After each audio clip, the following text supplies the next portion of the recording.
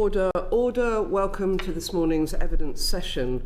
We've had this session in the diary for a while, but obviously it's now taking place in the light of the Secretary of State's announcement on the reset of HS2 yesterday, and today we hope to dig further into the details. We welcome Sarah Olney, who is joining us today from the Public Accounts Committee. So please could I ask the witnesses to introduce themselves? Peter, Lord Hendy of Richmond Hill. I'm the Minister of State for Rail at the Department for Transport. I'm Mark Wilde. I'm the CEO of HS2 Limited. I'm Creamer, Director General at DFT, and I'm the SRO for HS2. And welcome, your first outing in this role, indeed. I believe. Hello. Thank you. Welcome. So, is the information that was announced yesterday the full reset of the HS2 programme, or what further detail can we expect? Yeah, well, the reset, the word reset of HS2 is actually a bit more all-encompassing than yesterday. I took this job in December 24, and it was always a 2-year process to reset. So by reset, we actually mean April 27, our objective of a new baseline schedule, a reliable programme of work we can monitor against, a budget, new relationships as best we can get with our supply chain, and finally the improvements to HS2 Limited's capabilities. That's what we mean by reset. Yesterday was the foundation stone of that, the bookends, the sequence of work, the big decisions that need to be taken on technology. So in a lot of ways, yesterday's announcement is the foundation stone of the reset that we aim to conclude in April 27. Okay. Right. So how much certainty do you have about the revised costs that were announced yesterday, now rising from between 87.7 billion and 102.7 billion in 2025 prices? Yeah, so first of all, let's just acknowledge what bad news this is. You know, we just got to acknowledge that from the budget set in April 2020, the baseline then was something called 7.1, just for reference, and that budget was 43 billion pounds. The numbers we have doubled that, so the budget's doubled in 5 years. Let's just acknowledge this is terrible news, and we have to really think about the reasons for that in setting the new baseline. The reasons I'm very confident that these bookends of time and cost are robust and will lead to what you might say a more detailed programme of work for April 27 are three distinct reasons. Firstly, we've taken a whole year. I'm very grateful actually to the department and for the government to have given me the time and space to go through this job with a fine-tooth comb. So we've really been through every part of this job, working out the sequence of work, gaps in work that we're missing. So number one, we've thoroughly analysed where we are. Number two, we have had the benefit that they didn't have in 2020 of demonstrated performance. So after 5 years of civil engineering, I know how much it costs to move a cubic metre of earth. So we've really had the benefit of demonstrated performances. Where we've got tendered prices, we've also checked that against other projects such as the Elizabeth Line or London Bridge. So we've benchmarked. And the third element where I'm really very, very confident, we spent the past year, just as we did with Crossrail and Elizabeth Line, putting everything into the right sequence. So for those reasons, I am very confident that we've got the right bookends, as is described. We've also put this through a very, very thorough assurance. Previously, and I think a good learning, I know this committee is very interested in lessons learned, one of the big improvements I think we've made this time is to have a smaller number of assurance layers, but deeper and with greater expertise. And I'm not here to criticise what was done in 2020. I wasn't here. What I do know is that these ranges have been subject to the most detailed scrutiny from people who really know how to build these projects. For those reasons, I really do think these are robust. Okay, so I mean the estimate of the likely cost is a heck of an increase on what we've had before. But What, apart from inflation, obviously, what are the main elements of these increased costs, and what is and is not included in the figures 87 to 102, rolling stock, redeveloping Euston, signalling, etc.? So first of all, what are these numbers? And inflation can be quite a confusing topic. These are what's termed a mixed price base, which means they are in today's prices going forward, but they cater for all of the money that we've spent, which clearly have all been at different times and different inflation bases. Dean might speak in a minute after I've summarised the increases in the approach we're going to take to inflation. Dean could do that. So since the notice to proceed, the increase is in kind of 2/3. 1/3 of it is inflation. So we've had £16.6 billion of inflation in 5 years. And to be fair to everybody who's associated with this programme, the war in Ukraine was clearly very unexpected. So 1/3 of the increase, £16 billion, comes from inflation, which legitimately I think would have been very difficult to predict. The other 2/3, though, are worth dwelling on, and they're in 3 categories. We've had underestimation at the beginning, we've had inefficiency in delivery, and we found in my work gaps in work that was omitted in the original estimate that should have been included. And that adds up to 2/3 of the increase. And to anticipate that the next question, the root cause of that really goes down to one singular root cause, that this project started on site with immaturity of design. And obviously in your private lives and in other projects you'll scrutinise, if you start a project of this magnitude with immature design, with contracts that put the balance of risk on the government and the arm's length body, and without the appropriate consenting, you are bound to get into great problems as you get into delivery. So 2/3 of the increase are all really due to the decision to start too early. I might invite Dean to speak about how we're going to treat inflation going forward. Thanks, Mark. So arriving at the project, the first question I asked on the ranges is, what's not included? What are the assumptions and exclusions? The things that are outside of the range, the big one is inflation. I'll say a bit more about that in a moment. The other things are, if you like, kind of what we might term black swan events. So the principle being everything that ought to be under HS2's control is within those ranges.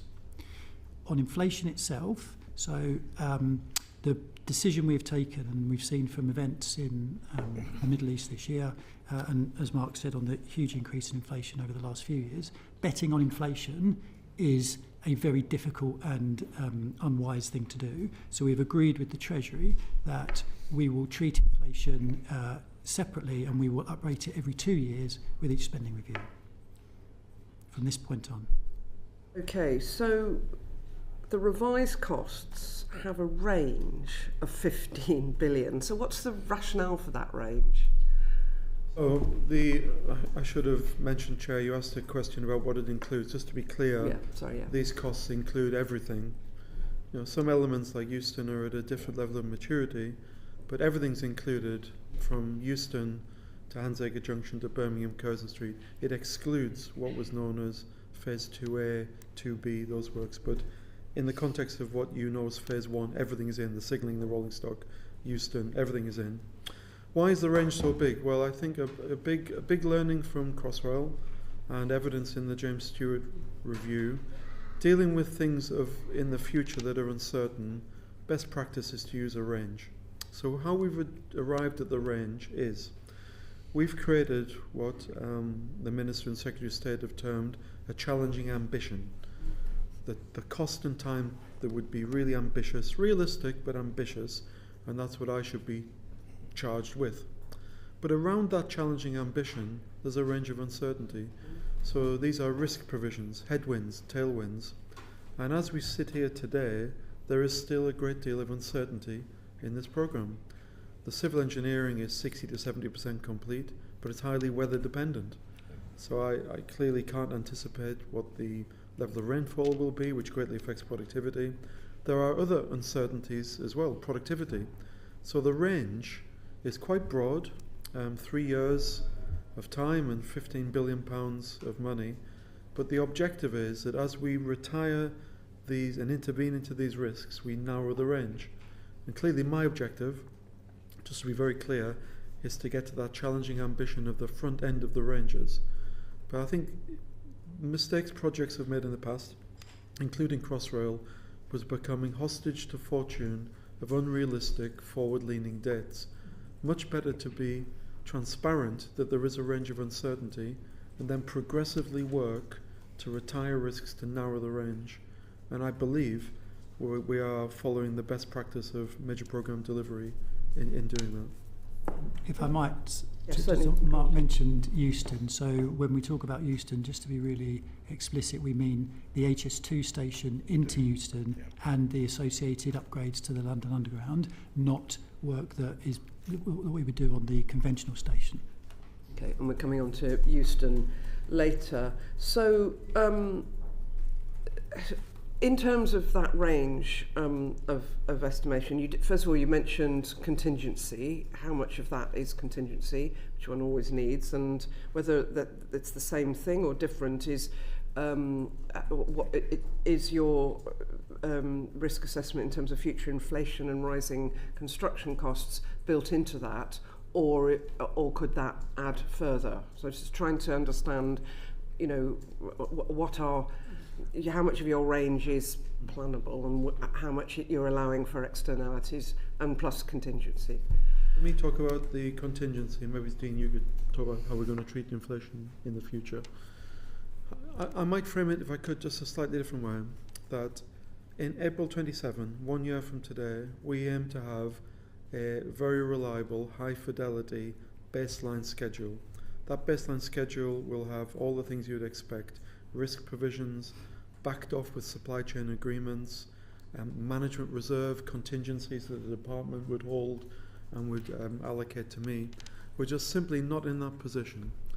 The thing I found when I arrived in this job was the program had become completely uncoordinated and HS2 really didn't have control. So the reason I mention that is the process we're going through is to get into a position in April 27 when matters of reserve and contingency come under normal controls.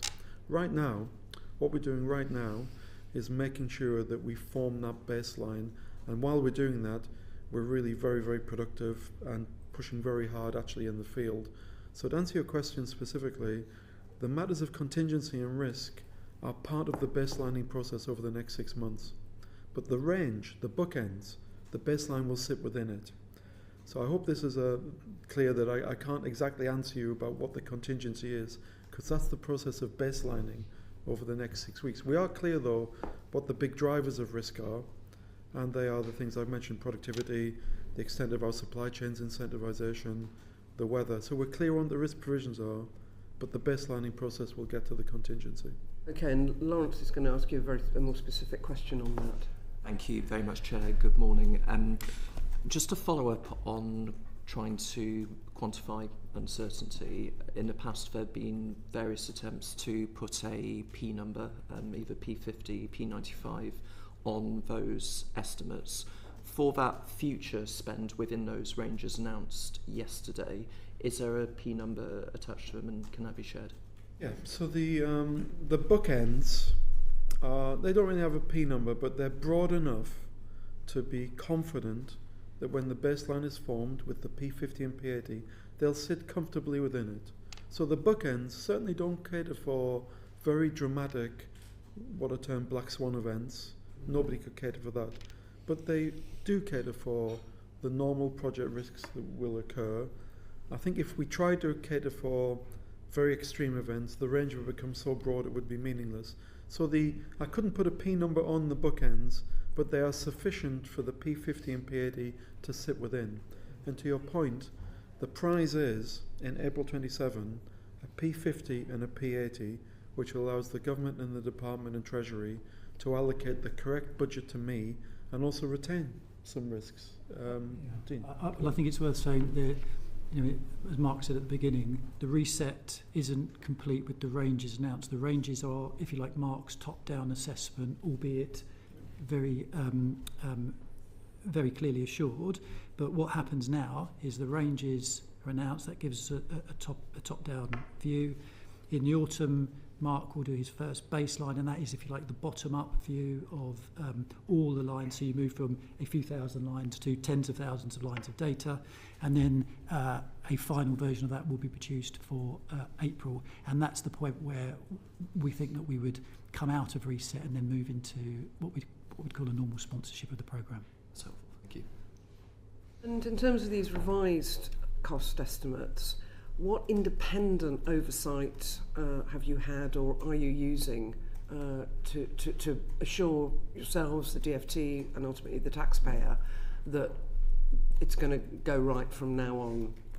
This was a key objective in this work was not simply to have very robust, well thought through structure of the estimates in the engineering, but to make sure they would stand up to scrutiny. So we've applied a 3 levels of defence approach.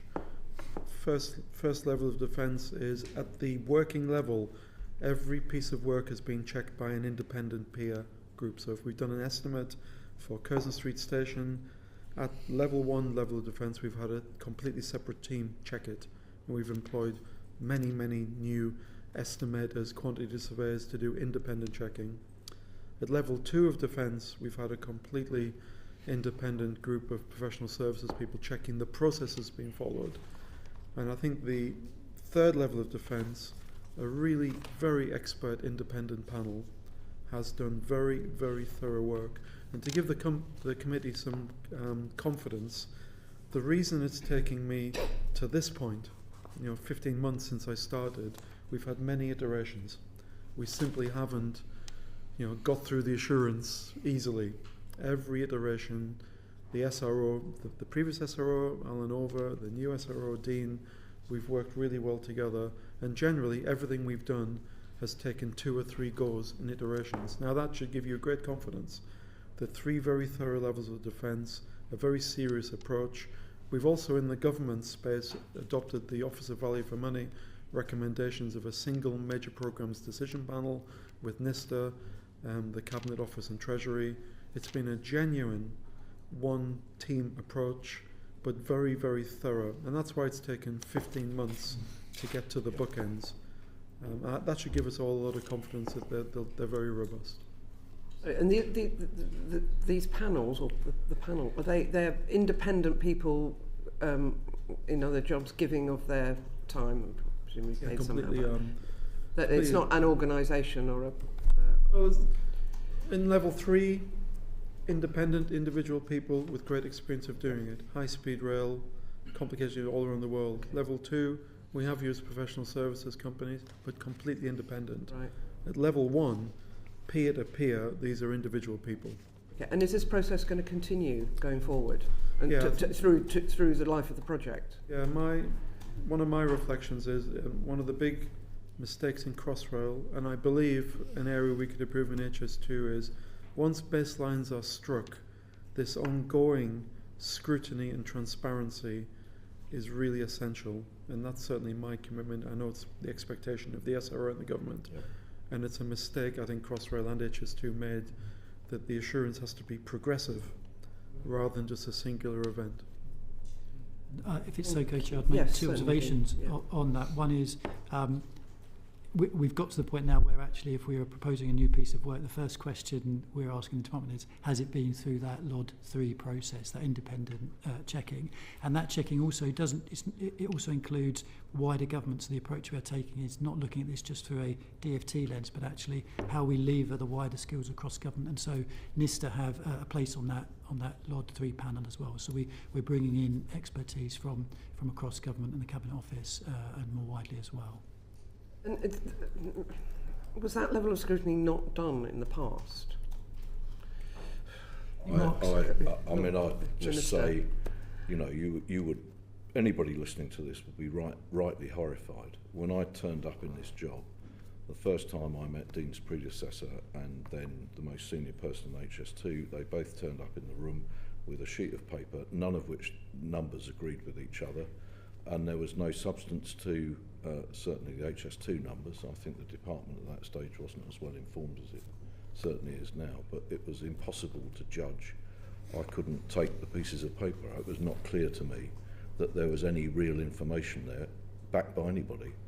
And this is why you'll hear it. You know, the processes that Mark is describing, sadly he's been through them twice with Crossrail and now with HS2, but this is a disastrous place to be with a project at this stage.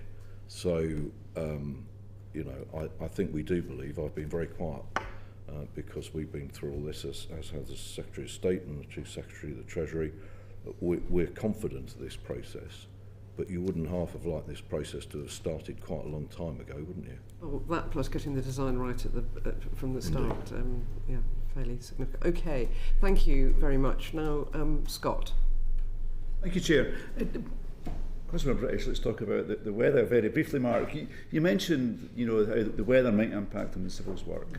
So if this was a one-year project, I would really understand that, but it's not going to be complete till 2039. Surely over that period of time, the weather is broadly predictable. So are you just hiding behind that? Question, let me explain. So first of all, the range is 2036 to 39, and certainly my ambition is to get so pessimistic, closer to the 36. Yeah, the weather. So let's just describe the next 4 years are actually pivotal in this programme. Between Old Oak Common and Curzon Street, we need to get the civil engineering done. Yeah. So by 2029, my ambition is that we complete the civil engineering and we start laying the track. We only do our civil engineering between March and November. So the question is, can we get the civil engineering done in 3 earthwork seasons? If we have a deluge in one of those years, it's actually very difficult for the civil engineers to safely complete their work. So in your current programme, you've not got, in that period, you've not got contingency for one deluge, as you put it, one wet period? Yeah, so a good question from the Chair about risk. So in the range, how would you have a 3-year range? Where one of the big drivers of the 3-year range is, do we need 3, 4, 5 years to complete the civil engineering? The minimum is 3, that's my objective. We do everything we can. But if we did have a really difficult summer of deluge of rain, we might need another year. So one of the big variances we have is, can we get the civil engineering done by 2029, which is the objective. If it delays, the thing we're not going to do is where Crossrail got into trouble, where they started to do the systems in parallel with the civil engineering. 2 people working on the same thing at once. So we've taken a principal decision here to complete the civil engineer before we start laying the track, a clean handover, which means the weather, earthwork seasons, is quite a determinant in the next 3 years. Okay, and in inflation, if we look at, so when you talked about, I think, 16 billion inflation, the cost of inflation, you based that at 2020, but of course the project started way back in 2009, construction work started in 2017, where inflation was 4%, and by 2021 inflation was almost 0. So I'm guessing there was a real benefit in terms of inflation there. Well, yes, but I've got a briefing in here. We've also had hyperinflation of, I think the inflation in this peaked at 14.7%. Yeah. So of that 16, how much of that is unexpected inflation, and how much did you have baselined in? Because that's the total figure, isn't it? You're always going to be able to I could give you a precise briefing on it, but at least half of the inflation we've seen is what you might term hyperinflation that occurred. Because if you think about the Ukraine war, one of the first things terribly that happened in the Ukraine war was the inflation of Mariupol. It's where all the steel of HS2 was coming from. So it's not the headline. We've had hyperinflation in commodities. So one of the things that nobody could have anticipated is the loss of the steel capacity from Mariupol, creating 20-30% inflation on steel.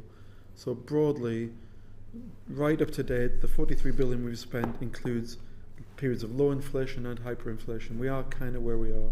And that inflation number you quoted there, 16%, that's the inflation to the project rather than the the inflation we see in the wider economy. So the project. Yeah. Yeah. Project. And Mark, it's probably worth saying that on that, the HS2 spend increased significantly from 2020 as well. So part of the reason why it's so back-ended is because that ramp-up of spend happened from 2020 and from that notice to proceed.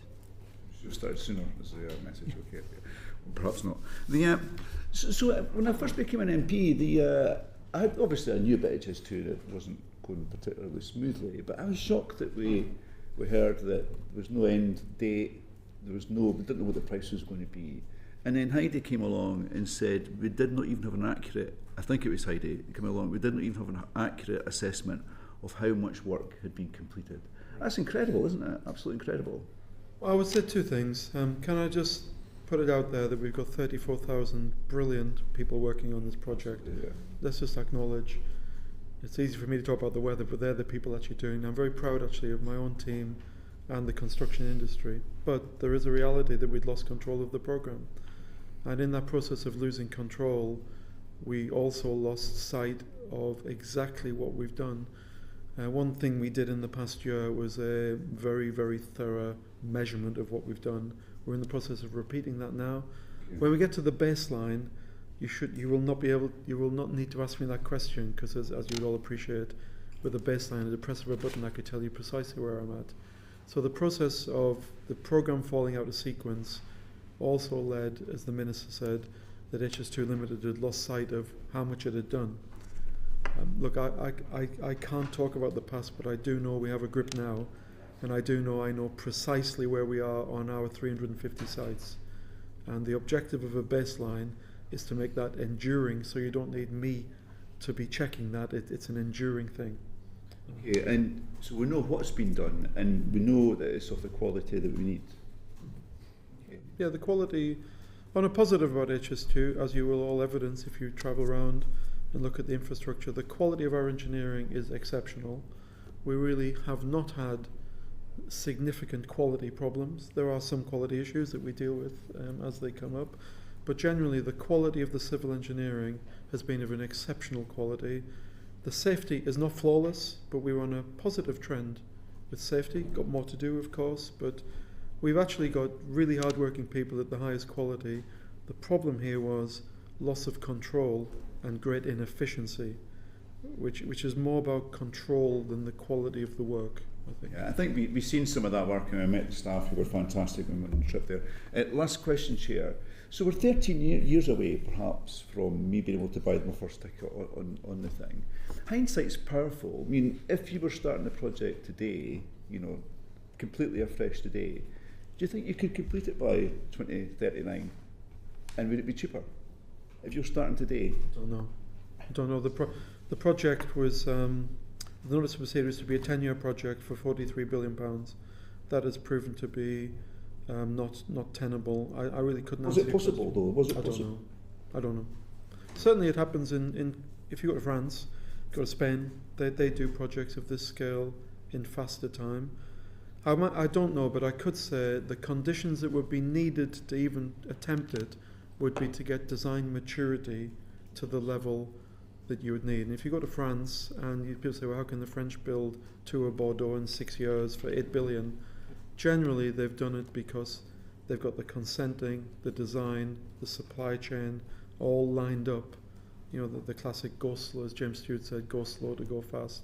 So it might have been possible, but the conditions are more interesting, I think. And you would have had a different specification. So one of the things that I'm sure we'll talk about this morning is that the specification of this has some exceptional features which you would not seek to replicate again, and maybe with hindsight should not have been there in the first place. Well, and the whole point of the Lovegrove report that was released yesterday is learning the lessons from HS2 to make sure that future infrastructure projects don't go the same way, I guess. Right, okay, let's move on to Elsie. Thanks, Chair. Good morning, everyone. Thanks for giving evidence to us today. We know that the entry into service date of Old Oak Common to Curzon Street could now be as late as 2039 and from Euston as late as 2043. For taxpayers, so our constituents, who've watched this saga play out for over a decade already, they're obviously really clear that we need to see some progress made. What assurances, so in terms of extra time that will now be needed for construction and for testing railway systems, as you mentioned, what assurances can you give to taxpayers today? Mark, I don't know if you want to take that question. Yes, I mean, well, first of all, I would say, you know, I really feel the responsibility of this. You know, I'm like everybody, I understand the government and taxpayers' money really counts, and there's a huge amount of taxpayers' money to spend here. So firstly I would say is we understand the responsibility, and I'm sure Dean would join me in that. The baseline schedule will provide the opportunity for people to do this project in a sort of sequence where people aren't overlapping and causing great inefficiency. So I know I'm promising jam tomorrow, but I'm convinced that the bookends of time we've created here are robust. The baseline will fit within it, and once we have a baseline schedule, we will manage this project in an orderly, transparent way. The two things that underpin it that are necessary to achieve the baseline are correcting the organisational capabilities of HS2. We've made a lot of progress on bringing in new senior people with experience. Also in our supply chain.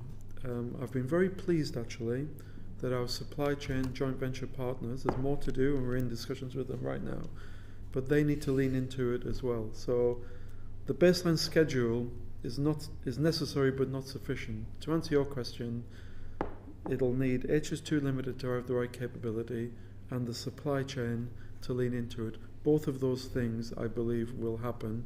So I'm selling you something in the future, but it's all predicated on a schedule that is reliable. I think if I may, I might say as well that some very clear instructions I've had in starting this job is in supporting Mark. First of all, this principle that we deliver as quickly as we can for the lowest reasonable cost runs through all of the decisions that we now take. There is a second guiding principle as well, which is about making sure that we don't block off the ability to get trains beyond Birmingham in the longer term. And the third element of it is also to make sure that we deal with the issues now.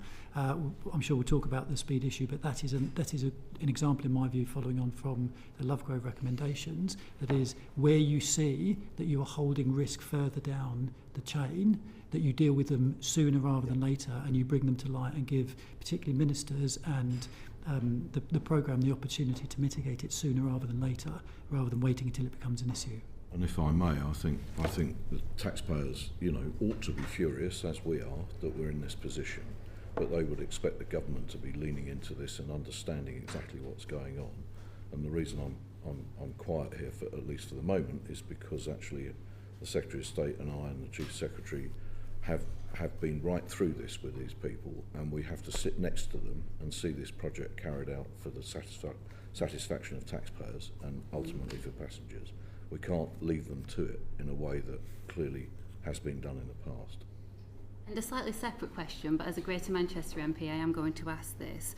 Do you have a message for taxpayers or my constituents or people who will no longer directly benefit from HS2 after the cancellation of the northern leg? So, three answers, I think. Firstly, the intention is that trains using that part of HS2, which is being constructed now, will also use the West Coast mainline and serve Manchester, Liverpool and other places to the north.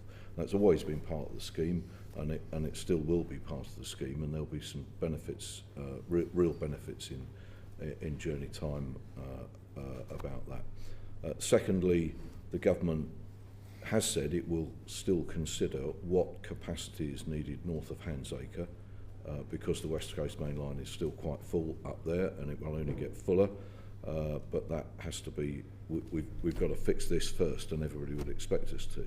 And thirdly, in respect of east-west travel across the Pennines, we are absolutely determined that the lessons of this are learnt for Northern Powerhouse Rail. I think there's some good provenance. Transpennine Upgrade, which is the project that nobody wants to discuss because it's on time and budget, is being carried out very differently on an operating railway. So I think those are three decent messages for everybody in the Midlands and the north of England. And we haven't forgotten that one of the intentions was better train services to the north and the northwest in Scotland. And this committee has actually been to see the Transpennine, some of the work on the Transpennine route upgrade. It looks great to me, on time and on budget, as you say. So yeah, good to get an opportunity to emphasise that. Moving on slightly, onto a bit more on timescales, but on cost. Mr. Wilde, you have said that this will be the last reset before the project is finished. The Secretary of State said herself in the Commons Chamber yesterday that costs could rise to up to almost 103 billion, up from just under 33 billion in 2011. What plans do you have in place if your revised cost schedule and timescales end up being blown off course again? Well, in terms of how do we avoid getting to the top end of that range? Is that the question? Yes. Yeah, so the one of my worries about ranges is that people automatically think, well, this word is heading to the outer range. So we really must bear down to get to the front end of that range. The key is, like in everything, is to intervene today in risks that will appear in the future. So I've mentioned probably the biggest one, which is we really do want to see that transition from civil engineering to track laying in 2029. Because to your point, once the track starts to be laid and the civil engineers are off the park, it becomes quite repeatable. Becomes a factory environment. And the key then is to do everything in the right sequence, minimize the technological development that we need. But I'm sure we'll come to the scope in the speed and the technology. We've made decisions now that make this a very standard and straightforward railway to build. It's still a very great railway, very fast, very modern, one of the best in Europe, but it's standard. So the key is for me to keep to the early part of these ranges in the next 4 years, really focus on productivity and get the civil engineering done and get the track started. Because once the system engineers start and we've minimized the technological horizon, it should be a relatively straightforward and sequential job to get the railway open. If that delays, we get problems, because if the civil engineers delay, the system engineers are waiting. So the prize actually, the effort is in the next 3 to 4 years, and I'm sure this committee will scrutinise that carefully. But if people want to keep one thing in mind, it is end of civils in 29, start of track in 29. That's a stretching target, and that's what we're going to really focus people on. And if that happens, you start to get to the early parts of these ranges. It really is all about the transition of civils to systems. Just finally from me, what makes this reset different to previous attempts to recalibrate the programme?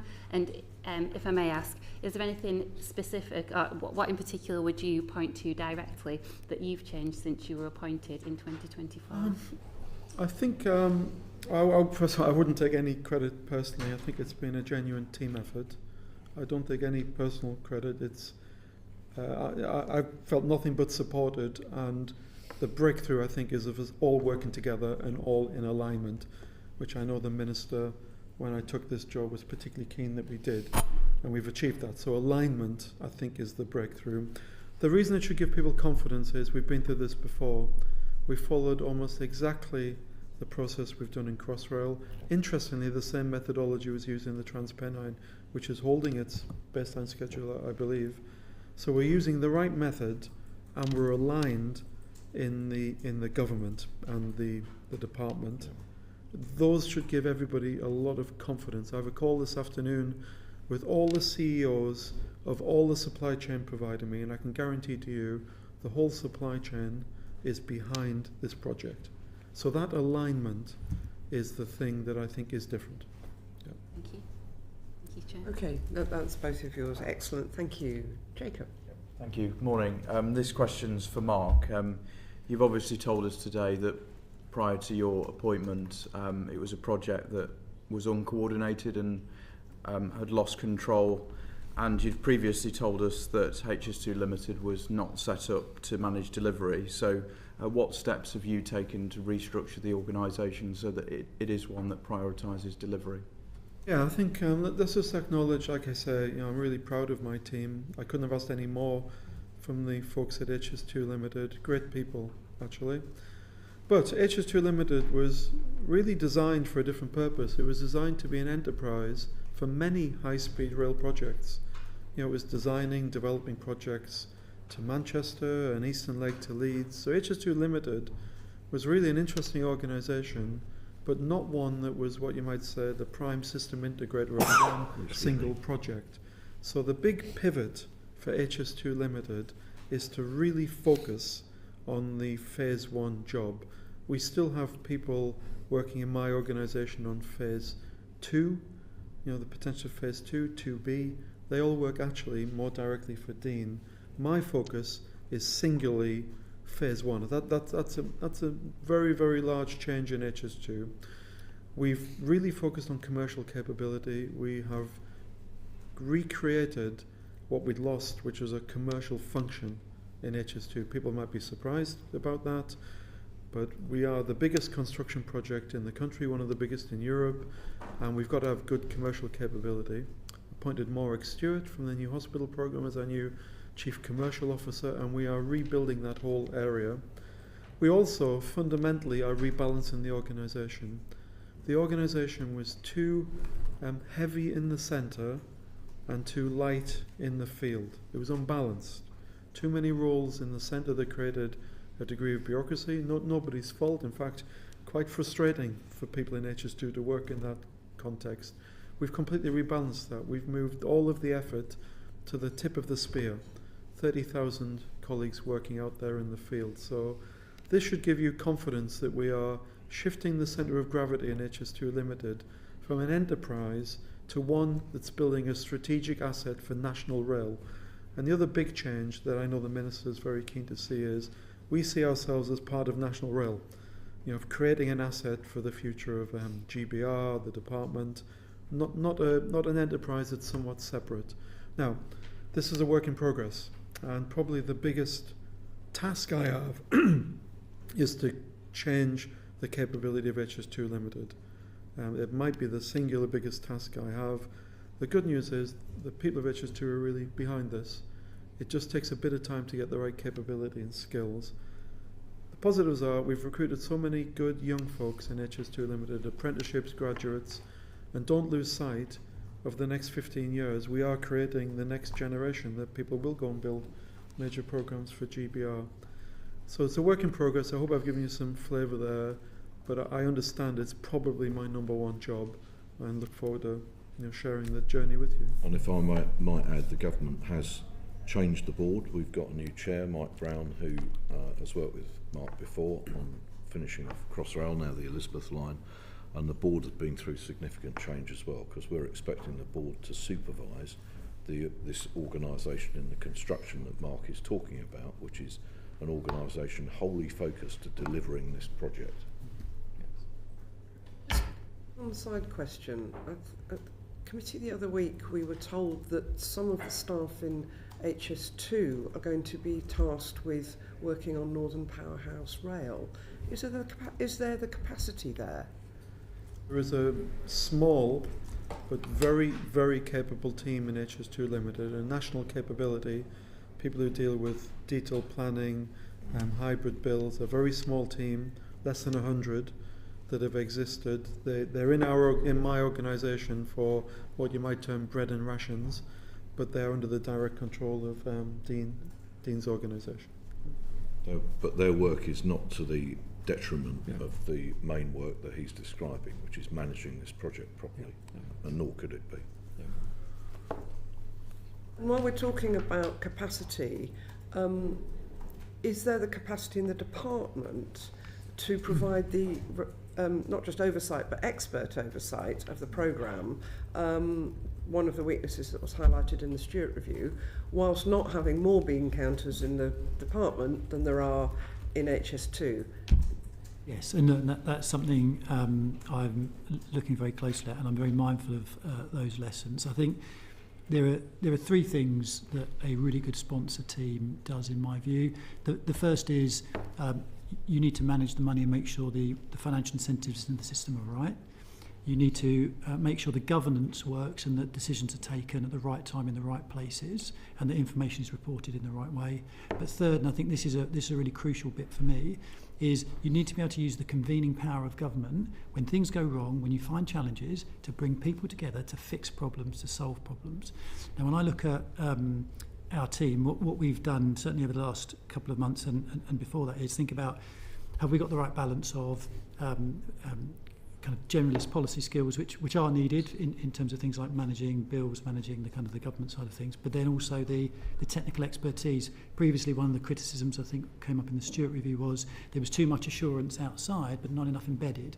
And so what we've done over recent months is move to embed those expert skills into my team. I have a new programme director as well who is a full-time programme director from outside, who's a quantity surveyor by background. But we are building what is effectively a multidisciplinary team in the department that can cover all of the capability that we need. But that is as the same with Mark. That will be a process that we go through over the course of the reset. And so we've sort of morphed from capacity into oversight. Ollie, was there anything else you wanted to pick up on this area of oversight? Yeah. Everything being covered. Right, okay, thank you. Lawrence. Thank you, Chair. Mr. Wild, you've been in post now for a year and a half. How has the relationship between HS2 Limited and the Department for Transport on the one hand and the Treasury on the other changed during that time? Well, one thing I observed when I took this job, and obviously James Stewart picked it up, was the sort of vulcanisation between the department and the HS2 position. Now that was untenable. To run any project of this size, alignment of the sponsor and the delivery authority is absolutely crucial. They've got different roles, different perspectives, but if that alignment isn't there, things get unravelled quickly. So when I walked through the door, there was already work in place, to be fair, to bring it together. The previous chair, Sir John Thompson, I think, had done a very good job with the previous SRO, Alan Over, to try to bridge this divide. But certainly in my perspective, from day one here, I felt very aligned. I formed a very close relationship with the previous SRO. I've continued that with the current SRO. I think we understand our roles are different, but if we've got disagreements, we duke it out and we come to a common position. Treasury, one thing that I've been very pleased about has been the extent of trilateral relationships between the arm's length body, the department and Treasury. And I'm very confident that we are completely aligned. There's no bit of information that the three parties don't see concurrently and together. And I think that's the breakthrough, that there is every piece of information is the same that all three parties share. Everybody's got their different role, but I think we're set up in a very good position. And I couldn't have asked for more, and I think we are in good alignment. I'm sure Dean would agree with that. I was going to say, I mean that needs to be supervised by ministers as well. So the relatively far more frequent meeting of the Ministerial Task Force, which is the Secretary of State, Chief Secretary and me with HS2 and the department, NISTA and other experts, is also crucially important. We all have to show that we've got the information and that we're capable of managing it and having adult conversations about where this is going. And I think that Mark is describing a much better process now, but it must be supervised by ministers, and certainly the Secretary of State and I regard it as one of our principal jobs to make sure that collaborative level is within government as well as with HS2 and the department. And the Ministerial Task Force previously, before the general election, I think I'm right in saying met only 4 times in 3 years. What is the frequency of meetings now, and what tangibly comes out of those meetings? I think we've had 5 now, 4, 5. two since I have arrived. All of the decisions now that all the significant decisions taken now on the programme, strategic decisions, go through the Ministerial task force. We've had two since January, and we'll expect to have another one in the summer as well. So, I mean, the purpose is it's not about throwing everything. The risk is escalating everything up to ministers. Actually, that wouldn't be the right thing to do. It's about getting the right balance, that there is the proper strategic oversight, the proper grip on the wider programme. What I would say is I was quite anxious coming in, having read the James Stewart review, about what I'd find in terms of the relationship. Actually, I was pleasantly surprised at how good the relationship was between my predecessor and the company. And I think part of that is, as Mark says, there's a principle, if you like, of radical transparency between the department now and the company. I think that's really important. But if I was on your side, I'd say that's fine, but show me in terms of how you're working, how does that play out? And Mark's senior team and mine sit together every week. We come together and we talk about all the issues between us. We work those through. I probably see Mark 6 or 7 times a week, probably more than he wants. But from my perspective, there is this principle about integration. So you integrate not just at the political level, but at the senior executive level, and then our teams between us. And I think this is part of the next phase for us, is making sure that further down the chain, then our teams are as integrated as we are now at the strategic level. And that is, as I say, that's part of the next stage for us in Reset. So the most recent set of estimates announced yesterday, is that an example of the kind of decision that went to the task force? So we have DFT and HMT aligned on that range of estimates. Absolutely. And when we discuss that, as when we discuss other things, we hear from Mark, we hear from the chair of HS2, we hear from Dean, we hear from NISTA, we hear from Treasury officials.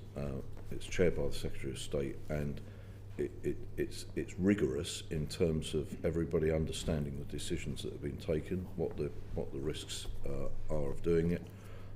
Because actually we need to show at ministerial level that we're as joined up as they are at this delivery level. And finally, in this section from me, Chair, one of the weaknesses highlighted in the Lovegrove report was in the past a lack of an effective shareholder voice in the board, or perhaps to put it in different language, taxpayer voice being represented in those discussions. Is there a more assertive approach now from those DFT and HMT representatives on the board? Oh yes. So in addition to the Ministerial Task Force, we also have we've instituted James Stewart's recommendation for a shareholder board, which is chaired by the Permanent Secretary, but includes then a number of non-executive directors whose job is to challenge us on the programme. And in fact, I'm pleased to say James Stewart has agreed, the Secretary of State asked James Stewart to join that board to make sure that we're not just ticking the box of have we completed these recommendations, but actually we're living the spirit of those values too. So from my perspective, we are actively looking to learn that lesson and to, as I say, we've started that board already. Okay, thank you. Okay, Scott. Thank you. So I was impressed with what Heidi said yesterday. She said she was going to remove the gold plating from the project, which is a great line, isn't it? Because people are concerned about the money that's been spent on the project and they want good value from it.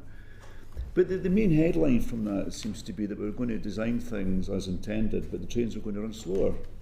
That seems a bit odd, doesn't it? Well, the history of this project, many books will be written, but fundamentally, they are being written now. Some you've written just now by yourself. But look, one of the extraordinary things is that this was planned to be faster than any other high-speed railway. The most astonishing thing was that it was predicated on automatic train operation for a system that has not yet been invented for a railway that might have been delivered in the eyes of those who first thought about it about now, and there's no signalling system. And actually, as Mark said earlier, it is particularly extraordinary because the country's already built a high-speed railway, which is built to more or less to European standards. It's signalled with standard signalling system, and HS1 works pretty well. So I think that Heidi's description of it as taking away the gold plating is absolutely right. The journey time calculation of an additional 3 minutes is frankly neither here nor there. But what we are talking about is getting a specification for the end delivery of this, which has the least risk possible, which must be right, actually. My understanding is we're still delivering infrastructure to the faster speed. Yep. I mean, so there's no cost saving there, is there? Yeah, so the infrastructure, the civil engineering, the bed that holds the track, we've really passed the point where any change would make any sense. In fact, if we made any change to the civil engineering, it would cost us more money. So we're better getting the civil engineering built. You've got 4 years worth of work ahead of you. Yes, well, but we've been going for 5, and we've now got to 80 or 90% design. So to change the design, You've got a fantastic relationship with your supply chain. yeah. They've already made lots of money out of this project. Surely they'd get round the table with you and think, how can we save the taxpayers some money? It's really in the, it's a fair question, but it's really in the engineering. We've got nearly 90% of the design complete. That design is for the higher speeds. We're about to start prototyping the track, which is a factory environment. So the civil engineering, the track, we're better just getting that done to the spec. Mm-hmm. The saving is in the design and testing and commissioning and operational proving. That, as we found in the Elizabeth line, novelty, you do not want to be the first person in the world trying to implement something, developing technology from scratch. We just simply shouldn't be in that game. And to your point about it being slower, it's actually not a slow train. We're converging this with the fastest trains in Japan and France. We're just simply converging the technology, which will de-risk the end of this project. You know, but the civil engineering, we're better getting it done. To your point, there's only 3 years left. So that this £100 billion project, how much is this going to save then? It's going to reduce your commissioning costs. How much is that going to save us? Well, we've estimated it to be about £2.5 billion in a year, but it's much more than that, because if you take a big step back, it is about the cost saving and the time saving, but it isn't guaranteed we ever could have delivered it. So it is as much as reduction of risk, getting to the early parts of these ranges, but it's also retiring a downside risk that we never would have got there, which of course, for readers, I'm sure Peter will remember the Jubilee line in the 90s, West Coast mainline in the early 2000s. We have seen technological signalling failures here before. This is not the project to take a risk on.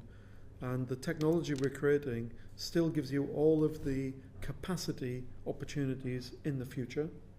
It does, of course, affect some benefits about how they're calculated in the business case, which I'm sure Dean could speak to. But this is the sensible thing to do. Yeah. So, I mean, I don't want to get into the detail of signalling, but we're going for slower trains and cheaper signals. We're still going to get the frequency and capacity of trains, so we're still going to get that part of the value. Yeah, we're going, if I could say, we're going for a fast train, one of the fastest in Europe, and we're going for standard technology and signalling. The other advantage of standard signalling technology is it's convergent with what Network Rail and GBR will do in the future. So it gives you great opportunities as a country. Instead of having two variants of something, you have convergence. Absolutely. You know? Will they give us a frequency, just to go back to that point? Yes. So it's still 3 trains per hour in the opening phase that Mark describes, and then it is up to 10 trains per hour once the trains move beyond Handsacre. And so the number of trains in that sense does not change. If you like, the trade-off is the notional, depending on whether you think you could have achieved 360, the notional economic benefits associated with those 3 minutes. So I was going to ask about that. Well, I don't want to make assumptions, but I assume at the start of this project an economic benefit was attached to that faster train speed. Yes. So have you quantified the economic loss? So is there a value on that? Yes, so our expectation is that even accounting for that economic value, you've also got to then factor in the potential to open the railway at least a year early. There is also the other downside is there are some more potential operational costs, but those are then offset by a reduction in energy that you will need to run at slower speed. And so our view is there are some cost savings, there are time savings, and then there is a big saving in the potential of risk at the end. And collectively, we don't think it will make a big difference to the overall value for money, but we think it will be a big reduction in the amount of risk that the programme is carrying. And what I would say is we will update that value for money assessment as part of our business case later in the year. So apologies for my cynicism. It won't make a big difference to value for money. It sounds like it's going to be poorer value for money. No, it's not poorer value for money. I'll be explicit, because I mean when you're talking a programme of 100 billion, Mark says this is at the top end a 2 billion range, so it's reasonably small in comparison to the wider programme, but it is, in terms of meeting Mark's ranges, it's critical. And I think the other thing, when I talked at the beginning about the assumptions that underpin this, one of the assumptions in Mark's ranges was that we would try to, for 2 years, to deliver at 360, and then we would need to revert to 320 anyway. And I think actually, from my perspective as SRO trying to manage the benefits, I want to be clear, are they real benefits or are they paper benefits? Yeah. And so actually testing that now and having that work that Mark has done is really important, and has helped us to make a decision on that now. And to put some colour on it, at 360 you would have finished the railway, and it would then have been closed in order for a significant period of time in order to test the trains, because there's nowhere else in the world you could have tested them. At 320 we can test them on HS1, and that's a profound difference. The one thing I think we all want is that when he's finished building this railway and equipping it, we'd like it to open for passengers. Good answer.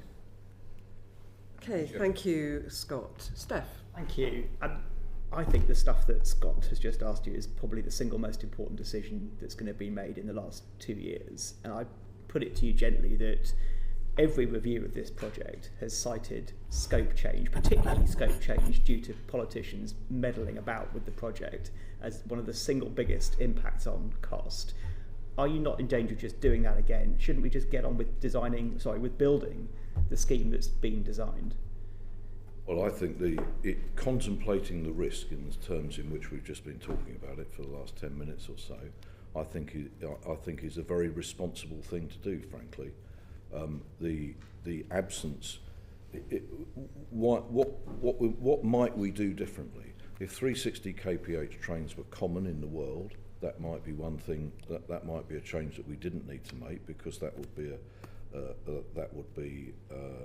make the risk of running them here significantly less. If there were an automatic train operation solution for a high-speed railway anywhere in the world, we might not change that assumption, but there isn't. And I don't think the Secretary of State and I feel at all difficult in saying this is a project which has been in a pretty dire position. The taxpayer and passengers deserve to have it open. Why don't we take some decisions which not only reduce risk, take a marginal amount of cost out, don't make a lot of difference to the end result, but do ensure that he can deliver what we're now talking about. And I feel as though the arguments for that decision make sense. I'm sure the arguments for previous scope changes weren't done on the basis of delusion. They were done with the right intention. Or were they? That's a very interesting proposition, because Phase 2A was cancelled.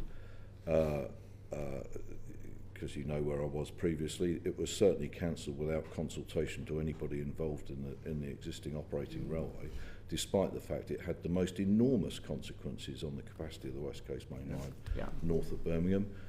As an example, having cancelled it, the train order was remained as it was. How could that be? And the answer is that you shouldn't willfully do things on a whim. You should work through a rational process, which is what we believe we've done in these latest changes. That's fair enough. Sorry, Dean, do come in. I was just going to, because I think it's a really good challenge, because as somebody who's done lots of projects in government, you do not want to change scope halfway through. Yeah. I mean, it is the biggest way to lose control of time and cost. I think that's absolutely fair, and I think that is exactly the point that Mark was making as to why we're not messing with the civils at this point, because we're so far into that. That's exactly what would happen. Yeah. I think what we're saying here is this is an example of an issue we can see coming down the track that we can mitigate now, and so the scope change. It will require Mark to make a number of changes. So when we talk about Mark's baseline, there will be mentions of ATO all the way through that now need to be managed. That is not an easy process, and Mark will now need to manage that as part of the baseline. But on the what is, going back to the principles of delivering as cheaply as we can, as quickly as we can, what is the responsible decision actually in this space? It's we need to remove that risk from the programme so that we've got the best chance of Mark delivering in the ranges that he's set. And by the way, the proposition was advanced by him to us. Well, that's going to be the next question. Our proposition to him. Yeah. So Mark asked the Secretary of State to ask him to look at what the impact would be of removing the highest peak of the high-speed element of this. Oh no, the remit from the Secretary of State is for me to deliver it at the front end of these ranges. I suggested some topics that could come. One of these is this, but just for the avoidance of doubt, and I do understand the context of your question, I'm fully behind this. In fact, I'm the main prime mover of it because I just do not want to be in a position of inventing technology. So let me be really clear, this is not political meddling in the scope. You welcome this, you think this is a sensible, achievable thing to do. The arguments, Lord Hendy, please forgive me for coming back to you. I'm not needling you just for any particular reason other than to come back on your previous explanation, which is that still doesn't discharge the case or the claim that the most reliable thing to do would be to stick to the design of the entire project as it is. That is the lowest risk way forwards, even if it means you come in at the top end of your budget range. Well, the Secretary of State rightly has asked Mark to deliver this in the most certain manner, and we are trying to deliver it quickly because we need the capacity which the railway will give us. And I think it would be irresponsible not to contemplate things that give more certainty. What you can say out of this is that James Stewart had it to begin with. At the beginning of this project, there should have been far more contemplation about what was originally specified. It might have sounded brilliant to have the fastest high-speed railway in the world, but actually that should have been unpacked and to find out precisely what assumptions were being made about that in order to discover how deliverable it was. We understand that, and I think you know we're not here to scrutinise you for decisions that were made prior to your tenure or even in the past. We've got plenty to scrutinise and discuss, I think, here. Yep. But what would you say, and I'm going to quote one of the pieces of evidence that we've heard, nothing is cheaper than freezing the design and building against a stable scope you spent billions in 2 decades developing. That still doesn't answer that question. I would say there is a fundamental difference here that, in my professional opinion, I don't have a route to actually deliver it. Right. Okay. It's not like, oh, we want a blue one or now we want a red one. If we were to continue, my advice is it's highly likely that I couldn't get there and I'd have to revert to a low spec anyway. So in a funny way, you are exactly right. The freeze we need now is a technical freeze. A freeze of development in the laboratories of our signalling manufacturers who literally don't know how to produce this. I think if we continued with this, we could achieve it, we couldn't achieve it. But if we want this railway open at the early part of these ranges and preserve all the benefits, this is the right technological choice. And it can only really be taken now before we strike the baseline. That's the other dynamic, that we haven't struck the baseline yet. So now is an optimum time to freeze. I do agree with you.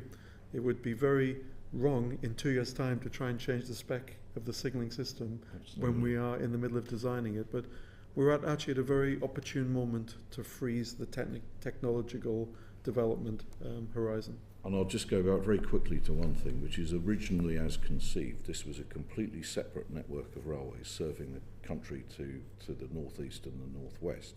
At the stage at which it started to be pared back and it became obvious, or it became obvious to me at least, that actually this was going to be part of the national network, then those decisions should have been accompanied by a contemplation of what the technical effects of them were. Yes.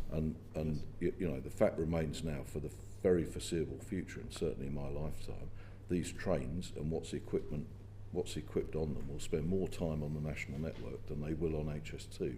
If you don't contemplate that, you're fooling yourself that you've got this. You know, if you froze the spec without contemplating the use of the railway, you really are foolish. I accept that. Thank you. Okay, thank you very much. Jacob. Yeah, so we've spoken about speed, signalisation and technology. Just wondering if there's any other areas of over-complexity, to use Scott's phrase, the gold plating that could be removed as part of, or do you feel that you've addressed all of the challenges? I think they are the big principal decisions that the SRO and the government would have to take.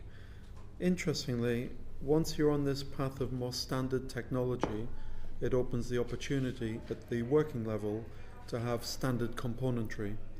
Convergence with, for example, the maintenance specification of HS1 suddenly becomes highly compatible with what we're doing here. So in lots of ways, these are the big principal decisions. It opens the opportunity, though, at the very working level to standardize. So I think you will see the benefits of this rippling down. I can't quantify what that is, but in the baseline, we are going to spend the next 3 or 4 months rippling these decisions down, and it will reduce risk. You know, everything we're doing here is not additive. We're taking things away. We're taking effort away. We're taking uncertainty away. So it'll be at the working level, though. These are the big decisions, though, to pull, the big levers to pull. And that standardisation, is that better for the supply chain and those companies that are supporting the delivery of the project? Yeah. I mean, the supply chain is justifiably quite frustrated. You know, we've got a very, very high local content from the United Kingdom. Many hundreds of SMEs supporting us. They're probably frustrated that we haven't been able to progress the project. This certainly opens I'll give you a great example, doors. You know, we buy our doors from the Northwest, from Booth Industries. These standardizations make them have an easier path in their engineering. So they'll be to the market quicker. These are quite intangible, but very important to make sure that the supply chain can join our production as fast as they can. Try to eliminate all development. Standardization is the key. Yeah. Thank you. Ollie, did you want to come in here? No, Chair, not yet. No, you're fine, okay. Sarah. Thank you very much, Chair. I am guesting today from the Public Accounts Committee, which, as you probably know, has been looking at the development of HS2 on many occasions over the last few years. Mr. Wild, you came before the committee in February last year, and we had an exchange at that time about contracts, and you were assuring the Public Accounts Committee that it would be relatively straightforward, I think, to renegotiate some of the contracts in order to drive out some cost savings. And in fact, you quoted on the Elizabeth line where this exact thing happened, as in renegotiation of contracts. I found the exact opposite, and this was in response to my question to you about how likely it was that contractors were going to be willing to negotiate. You said when the opportunity was created for people to be coherent, lower risk and productive, people really came to the party. Has that been your experience in the last 18 months on HS2? Yes. I'll unpack it. I forgot I said that. I brought the transcript with me just to be on the safe side. No, I think it has actually. So in HS2, we have 4 mainwork civil contractors. But we have other contracts as well. We have contracts for stations, contracts for the rolling stock, contracts for the systems. The real focus is in the 4 mainwork civils. Because of this dynamic of they've got 3 or 4 years to complete their work, they're by far the biggest cost overrun that we've had. When we say we started without design, we're really talking about largely the mainwork civils. So 4 mainwork civils. The process of getting to a baseline requires that they stand behind it. That's an important principle. So in the autumn, I'm sure the SRO and the government, Treasury and NISTA, one of their key questions would be, is your new baseline backed off by the supply chain? I'm sure that would be a big question. Yep. So that requires that we do come to an accommodation. Precisely where we are, we're in discussions with all 4. I wish I could talk about them all individually, but that would be really inappropriate. We aim, though, between now and September to get as many of those in new contracts that we can, or revised contracts. It's going very well. All of them are leaning in at the CEO level and at the tactical level.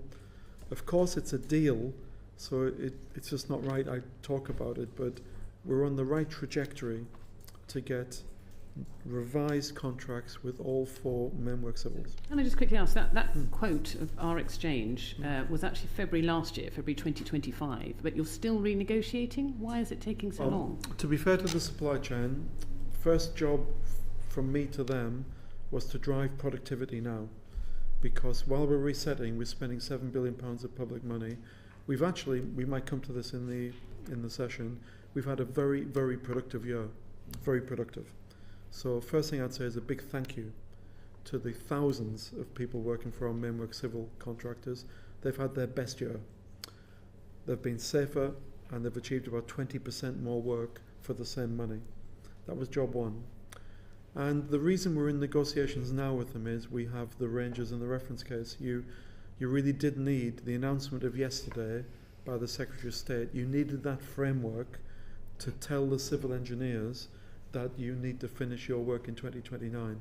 So that's why the opportunity is being created. We started conversations about 2 months ago, and we aim to conclude them in the autumn. At the moment, things are going positively, and certainly my objective is to get revised arrangements with them all. These aren't new contracts. What we're doing is shifting the balance of risk, which is too weighted towards the government at the moment. And in that rebalancing of risk, we're of course considering incentivisation, and that is the negotiation that's going on. All those deals will be subject to scrutiny, assurance, and they'll go through many layers, and they'll eventually end up with a ministerial task force. But I do stand behind that quote, and I've been very pleased. Whether we can actually get there with the right deals, because as a counterparty, I can't speak for them. I'm still a little bit bemused, if I may, that you made that statement to me February last year, and you're saying that what's been required in order to achieve some of these savings has only just happened yesterday? I mean, why were you so confident last year that you were going to be able to renegotiate these contracts? Well, I would say a couple of things. It's always a 2-year process to reset. So my prime objective is April 27 to be in a coherent, controlled state. It was a surprise to me to find out we really didn't know as HS2 or the supply chain where we were, what we'd completed. In February, I really didn't know the extent of the gap between our knowledge of what we'd done and what we thought we'd done. In the summer of last year, with the joint ventures, I measured every bit of this job. Then we've put the project in the right order together. That creates the opportunity for the deals to be formed. If we tried to create deals without knowing where we were or the path forward, we would have simply ended up where, unfortunately, HS2 Limited was 2 years ago, of the supply chain unable to say what they were bidding against. So it's probably taken me about 3 or 4 months longer, but that has been a process of the scrutiny. But we know exactly where we are. We know exactly the dates they've got to achieve. We're in peak production. I'm very happy with our productivity, need to keep a focus on safety, and that creates the conditions of a conversation that's happening now about rebalancing the risk. I hope that's clear, but we've done it in a very sequential way. So can you tell me, what have you successfully renegotiated so far, and can you put a number on the savings that you've made? I can't, because this is the process of forming the baseline. If you ask me that question in April 27 with a new baseline schedule, I need to be saying that the new baseline schedule is fully backed off by the supply chain with revisions to their contracts. That's exactly the process we're doing now, and we need to have that done by the autumn, towards the end of the year.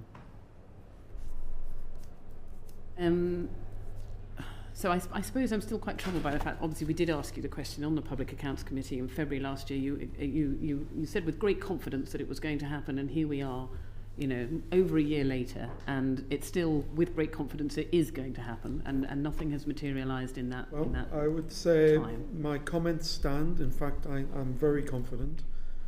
I will repeat though that I've always said this will take 2 years to reset HS2, and I'm sorry I can't do it faster, but I think the committee and the Public Accounts Committee would agree we only get the chance to reset this once, and it might feel like it's delayed, but it's the right thing to do this diligently, and I'm very confident that when we get to the new baseline, I will be reporting that we have done contractual amendments to bind the supply chain in. I'm very confident.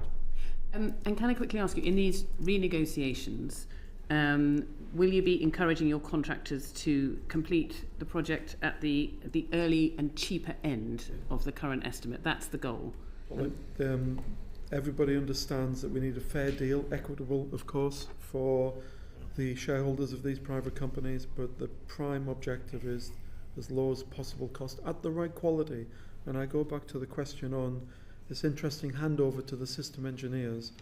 The most important thing in saving money is the civil engineers leave and the track people come in, and we don't have this endless cycle of rework that we experienced in Crossrail. We need a clean handover. So we might pay a little bit more in one area to have the certainty of reducing risk in another. And that's what the opportunity of the baseline, that trade-off, is one that we will explore in the baseline. And it's exactly the conversation we're having with the supply chain right now. The prize is demobilisation of civil engineering in 2028, 2029 to allow the access of the civil engineers. And that clarity is the thing that we didn't have a year ago when I made those words, but I've got it now.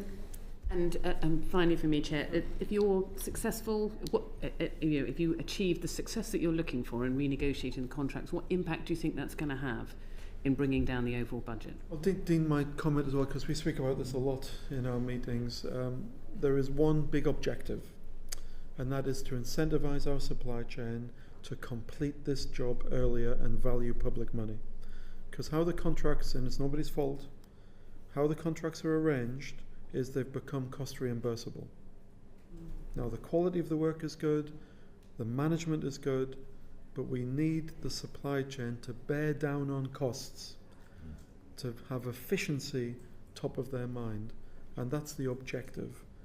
Get to the early end of this ranges, bear down, value public money, and that's the difference, because the contracts we had really weren't structured like that. Dean, do you want to comment? Yeah, well, I would say, so certainly the thing that I and my colleagues in government will be looking at when we come to assess these deals. You want two things, I think. At the moment, the risk to us is that there is a prolongation of work, that as work completes, suppliers reduce the level of resource. Mark needs what he calls his paper railway, which is hundreds of thousands of pieces of paper that certify the railway is ready. There is a massive value to be had in concertining and bringing that together. The risk to us at the moment is that becomes a very long tail. So there are two things that personally I am looking for, and I think, as Mark says, we met the chiefs of the joint ventures last week, and I think they are. I think it feels like they're in the same place, which is there is a big opportunity here for both sides where we get certainty over the price of the cost to go, i.e. the cost to finish the job, but that we're really clear that we also want their behaviour to be incentivised to get that paperwork to us as quickly as possible. So you want the price of the job and that to be set, and everybody agrees that is now the price of the job, but you also then want them incentivised to do it as quickly as possible, and those are the two things we'll be looking for. But as Mark says, that is not easy, and that is a long process that has been gone through. But from our perspective, the September point ahead of Mark's first baseline, I think will be really important, because we want to then factor in that supplier-backed confidence into Mark's baseline. Yeah. Okay. Thank you, Chair. Thank you. Thanks, Sarah. That's costs controls that you have power over. But what, in terms of external ones, one of your contractors has raised the concern of the rising cost of steel, and I think that's obviously going to be concern about the rising cost of fuel at the moment. So what assessment have you made of the impact of these external factors on the costs?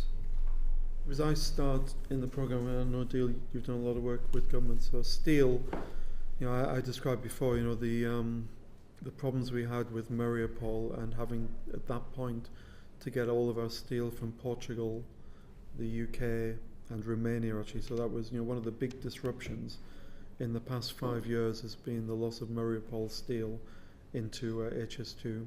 The more positive news is we are really in the situation in this project where steel volumes are declining.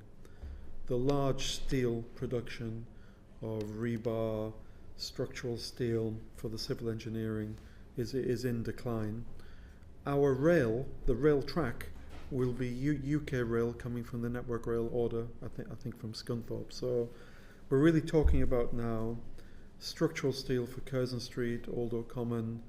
We're really in the declining phase. So in lots of ways, the steel risk is probably less of a risk compared to broader inflation, fuel inflation. Fuel inflation might have a bigger effect on HS2 because we're in this declining steel. Still lots of steel to buy, but we're very much in the decline now.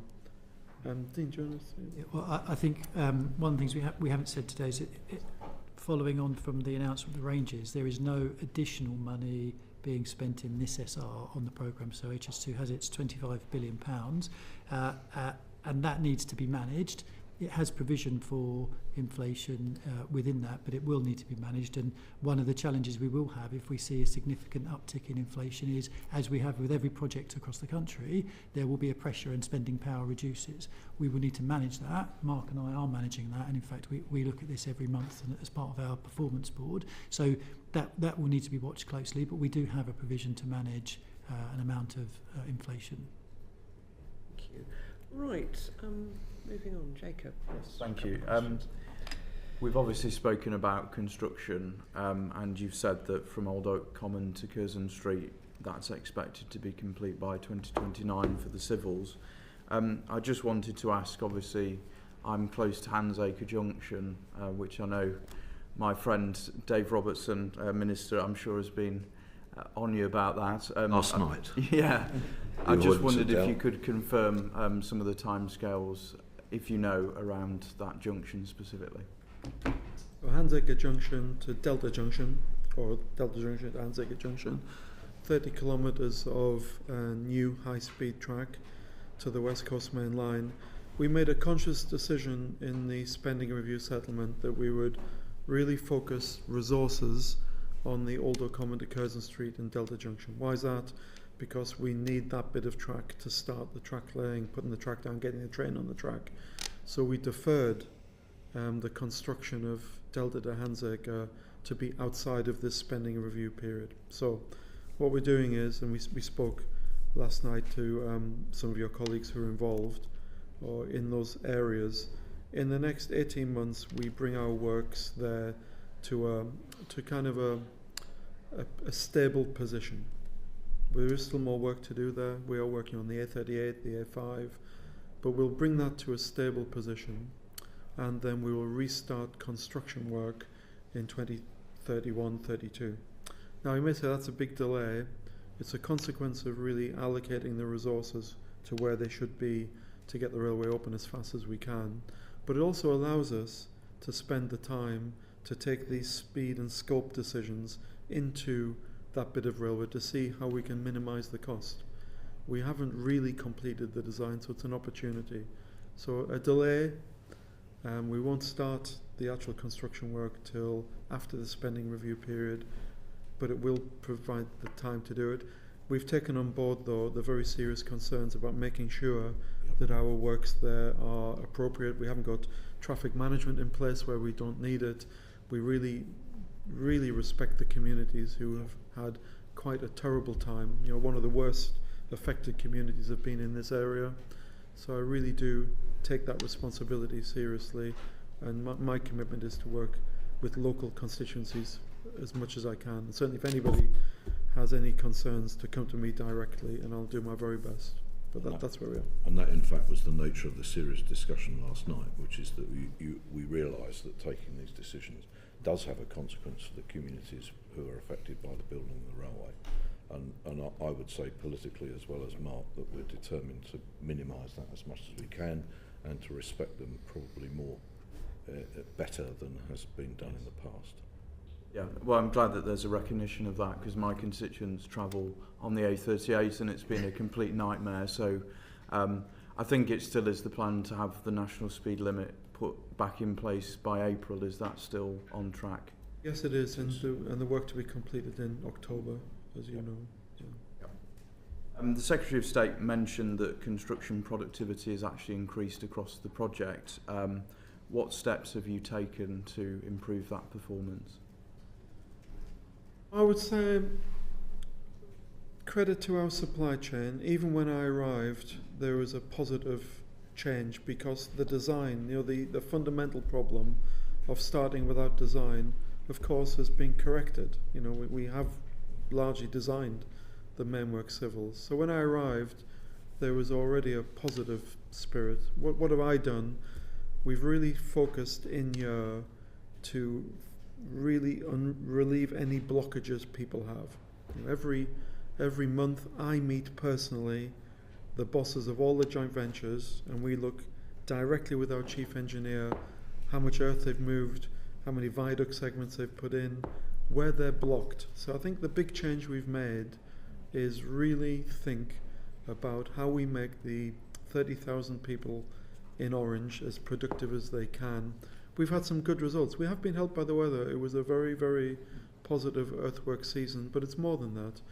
I think it's about more scrutiny, and that's just not my scrutiny. Every month, Dean and I, we sit down and look at productivity as well, and it's the old adage of what gets measured gets managed. But we've seen some good results. The earthworks in particular have been quite astounding. We've moved 20 million cubic meters, more than 20 million cubic meters of earth in the year, achieved all the viaduct segments. I could go on forever and ever. All the tunnelling's complete between Alder Common and Birmingham.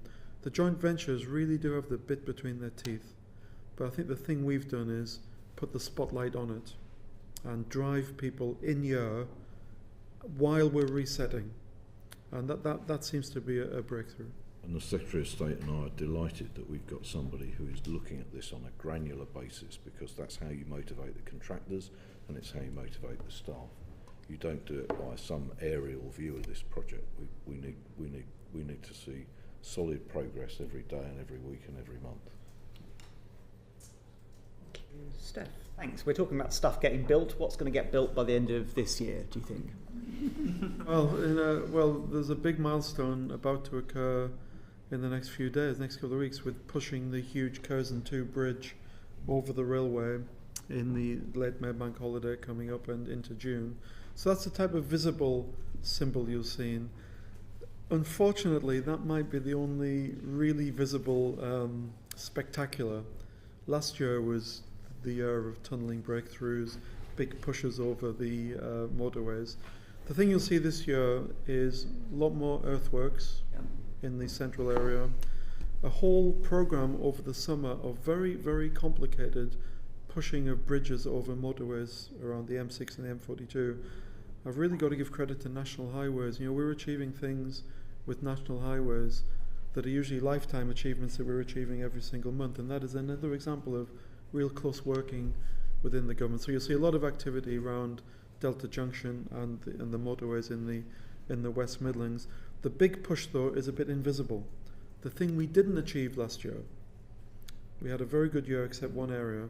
We really didn't make as much progress as I thought we should have in the areas of design. Now, this is not the issue of drawings to engineers to build things. Dean alluded to the famous paper railway. These are the assurance documentations, the safety assessments, the risk assessments, the certificates that need to all come back. We didn't make as much progress last year as I wanted. This year is a really big push into the intangible thing that you can't see, the IT systems, the certificates. So you need to see a really big improvement in that. We've also commenced the tunnelling drive to Euston, and this time next year we'll be nearly done with the 2 tunnelling drives. Maybe it's not quite done, but I'm expecting we'll be done by May, June next year of the work that the government commissioned.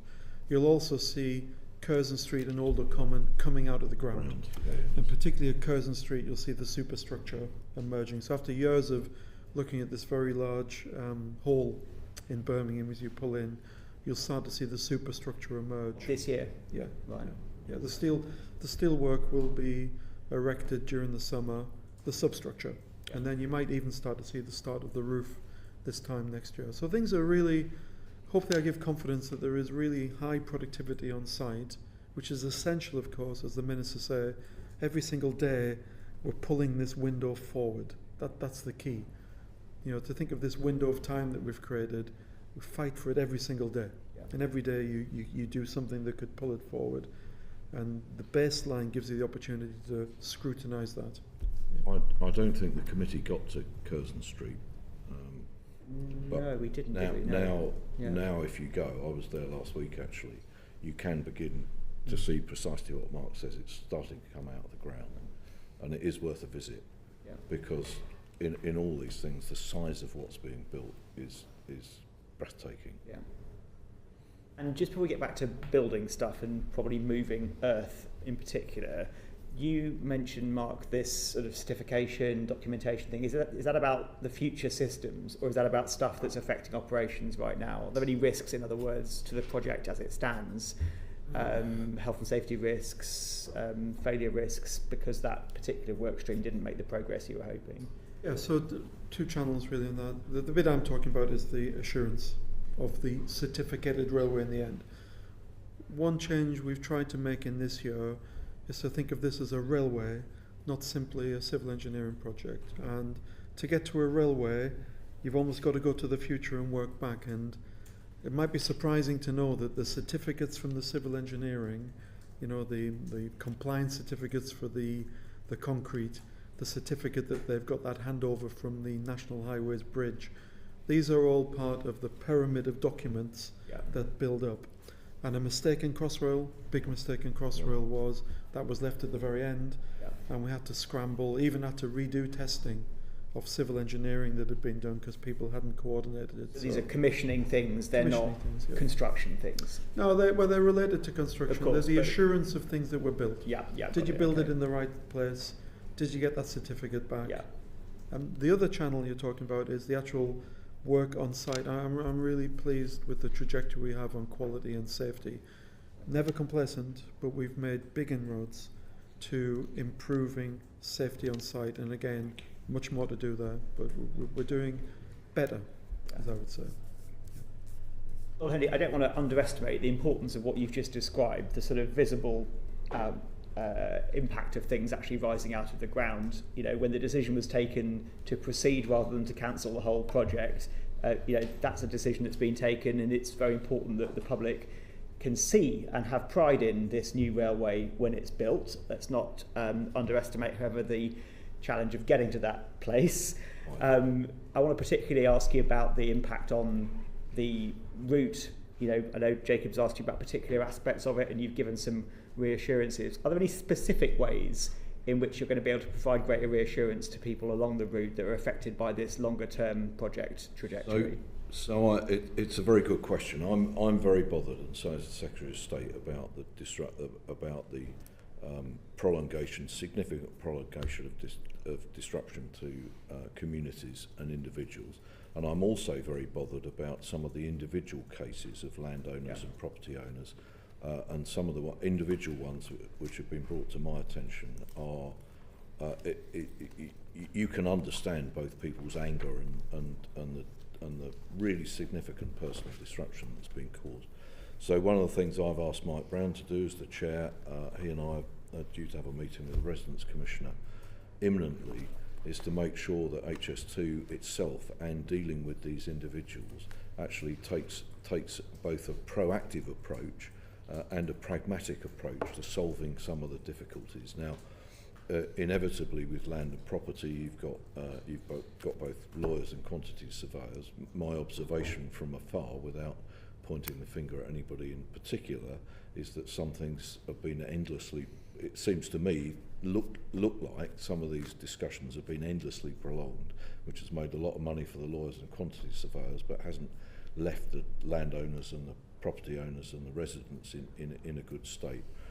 We are determined to do something about it. I've met a number of your colleagues from this house who've brought to me the worst examples. Mark has been proactive. The company's been proactive. I know that the board are now far more concerned than they were, because it is really important. There are some really distressing stories of people whose families and lives have been affected, and I think we have a responsibility to them to sort out their issues.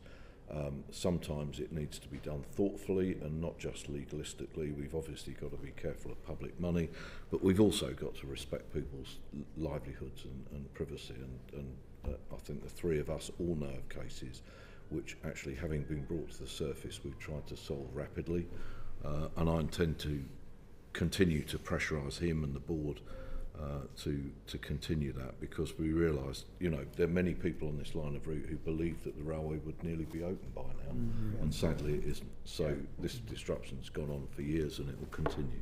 And clearly, you know, aside from the potential for the reset to make it happen more quickly and more cost effectively, you've described stopping lawyers arguing and getting on with agreeing things. That's a material improvement, clearly. Are there any benefits in terms of the certainty of the scheduling of works that you think this reset will unveil?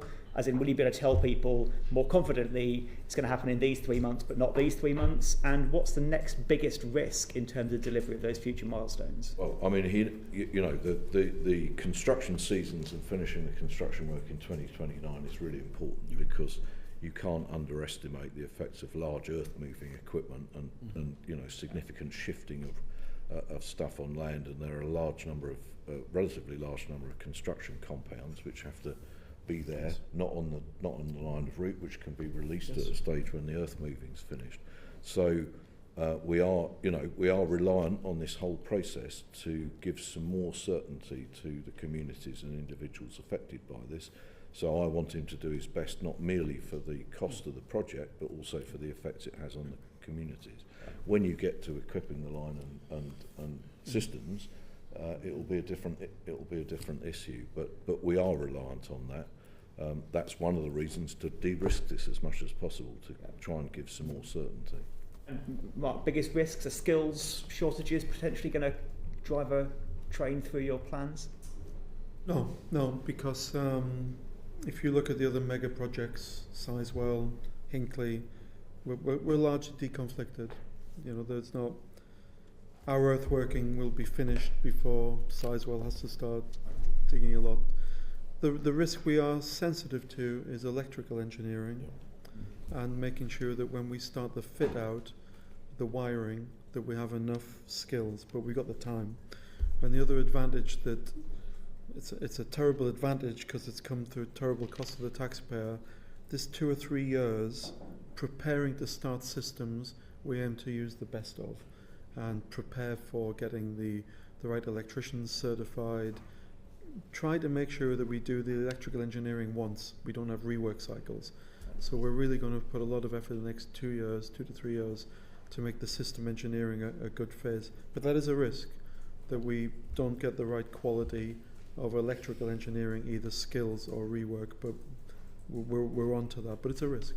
But a huge benefit in using ECTS as a signalling system, because at least the supply community is used to that, and actually increasing it, the capability that Mark will need to equip the railway will at least be durable in its long-term ability to work on the rest of UK's railways. Thank you. Thank you. And just, I do hope the relationships with the communities along, and the importance of the relationship with the communities along the line is taken seriously and with more importance, because when I was on Transport Committee before and we made a visit to Buckinghamshire, I was shocked at what councillors, parish councillors, landowners and residents were telling me about the attitude of HS2. I've not heard the same level of complaints from colleagues since. Obviously it's disruptive, but you know, it sounds to me, I'm hoping that the quality, the priority to the quality of the communication and honesty is better. I do hope that it's better than it was before. Well, I hope so too. One of the things that reassured me in discussion with some of the people whose constituencies are affected last night is that they knew that Mark was coming himself to visit, which is really important, and that produces a scale of urgency in his organisation, which is helpful. I found that before in similar jobs. You say you're going to go, he says he's going to go. Things are more certain because of that, and I will encourage him to do it.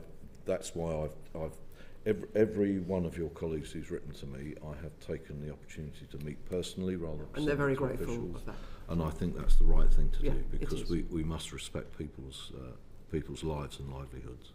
Thank you, and it's good to hear. Lawrence, thank you very much, Chair. I just want to take us back for a moment to contracts and oversight.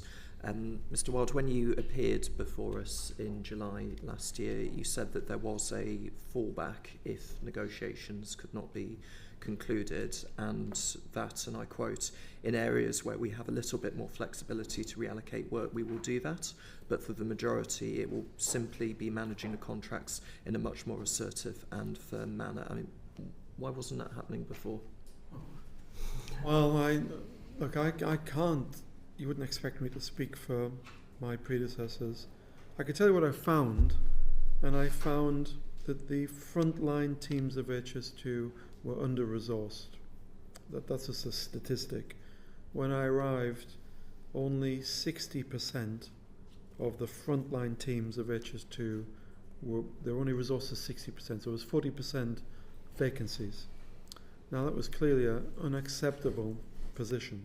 Too many people in HS2 in central roles, not enough people on the ground. And of course that does go to the chair's point in the Minister about communities, because ultimately the communities need leadership as well.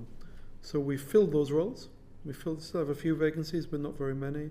We've put some really exceptional leadership in place for our civil engineering. I'm really, really pleased with my team in the Mainwork Civils area. All I can say to you is I know the value that, the most important people in this job are the men and women in orange digging holes. And my job is to make them as productive as they possibly can be. And we're trying to shift the whole balance in HS2 to have less people in the centre, more people in the productive activity. And we've had a good year. Much more to do in communities. Actually, I think we have made a big progress in communities. I still want more. But in terms of production, and if we ended up with a no-deal scenario with these Mainwork Civils, those activities you said are exactly the path we would go on, and we have contingency plans for that. Much better, though, that if we have a constructive, balanced partnership with our supply chain. So that's very much our plan B. And we've heard, and I've heard privately from some people who've been engaged on the project, that one reason for high vacancy rates, high turnover rates, was culture, that people were prevented or felt that they could not escalate and report problems. Do you accept that characterisation? God, I really just can't talk about the past. I can only say what I've done. I certainly did find an organisation of great people that was quite fearful, and it is true, there was opacity to what the actual situation was. What I've tried to do is, like we did on Crossrail, is create the environment where people can speak truth to power, where they can be transparent and not feel that there would be any kind of sanction. Because what you really want in these mega projects is all the voices to tell you where you are and create the environment where people can solve problems together. I don't think we're remotely where I expect us to be in a year's time, but I hope we're on the right trajectory. I do want to underline, though, that the folks in HS2 are great people, and I'm very pleased. What we need, though, is more of a culture of production, transparency, leaning into these ranges. These ranges announced yesterday by the Secretary of State are a real big breakthrough for me to drive the organisation to the early part of these. I mean, if I may, I'd just say that Secretary of State and I are expecting the Chair and the Board to lean into this too, actually. I think you can see in big projects sometimes that the people at the top of it become advocates for the thing in general, rather than delivering the project that they're being asked to supervise in particular. And I know from my interactions with Mike Brown and his new board members that they're very focused on this too, and that's right, actually. They're the leaders of this, to whom Mark must report on a daily basis, and they have to drive that culture as well.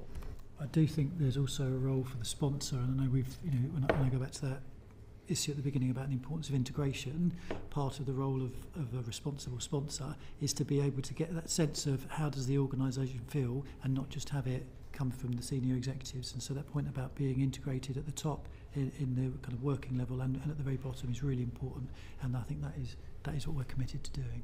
And finally, on transparency, HS2 Limited only had a limited audit opinion for the 2024-2025 accounts.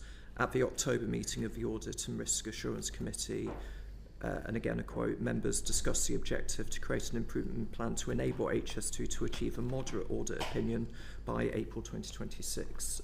Was that achieved? We are yet to receive the GIA's opinion, so I don't know is the answer. I do know that I meet the GIA every single month, and we're on a positive trajectory. One of our really big objectives in April 27 is not only to have a baseline schedule with the right commercial deals, we also need to be in a control environment that's moderate.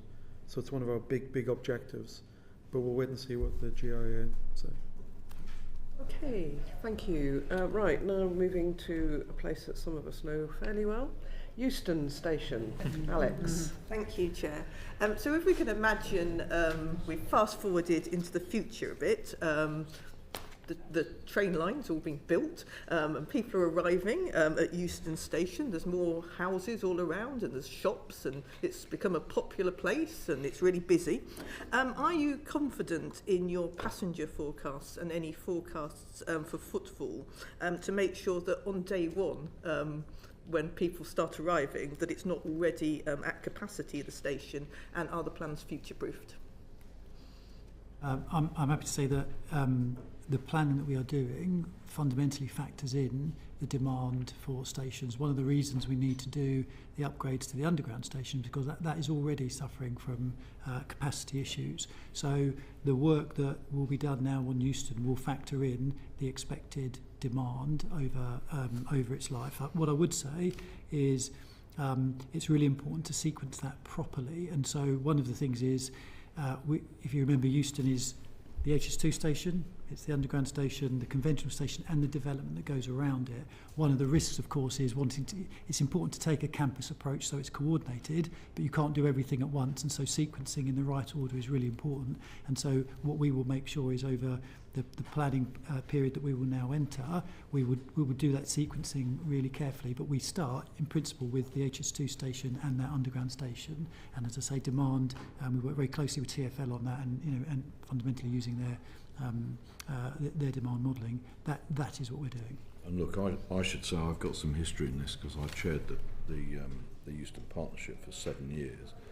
We went through a series of designs for HS2 which proved to be far too expensive and therefore undeliverable.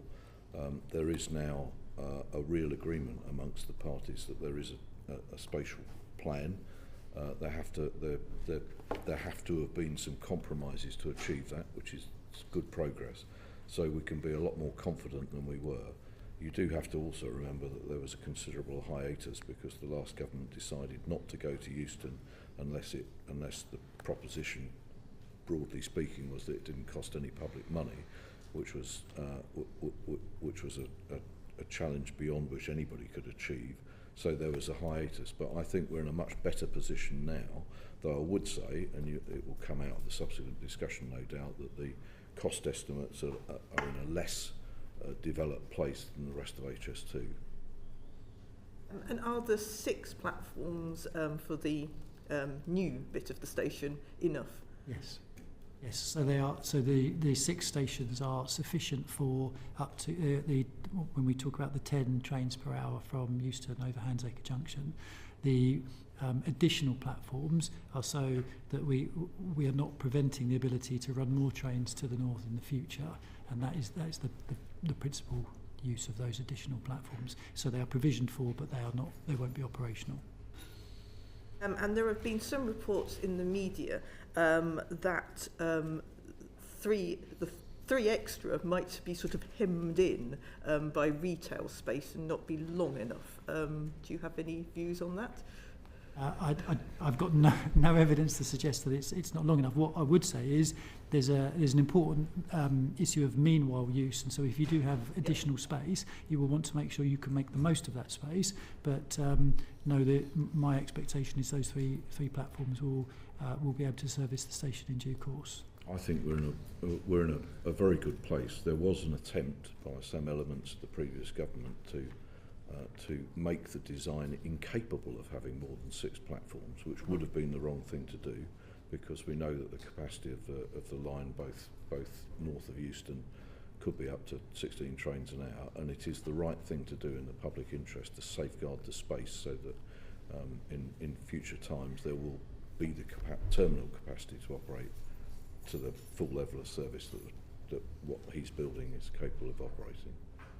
Thank you. So the Euston Delivery Company has now been established, and in November Camden Council announced their intention to lead a development corporation as well.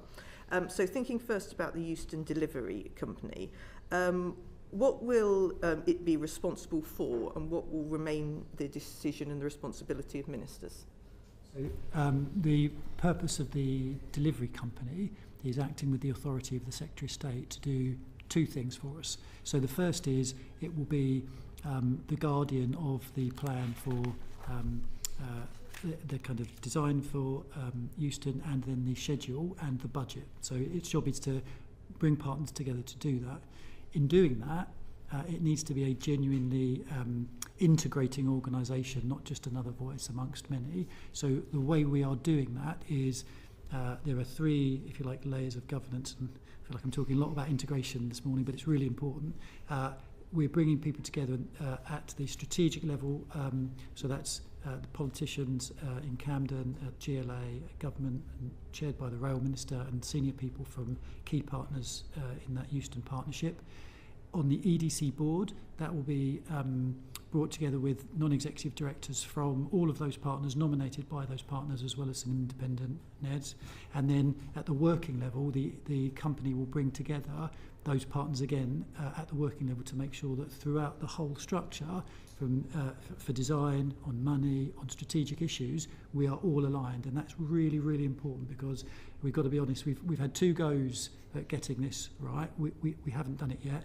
This time we need to make that work, and it starts with getting the governance right. So the EDC is the, if you like, the embodiment of the will of those partners, not just another player in the space. And that's the principle that we're driving here.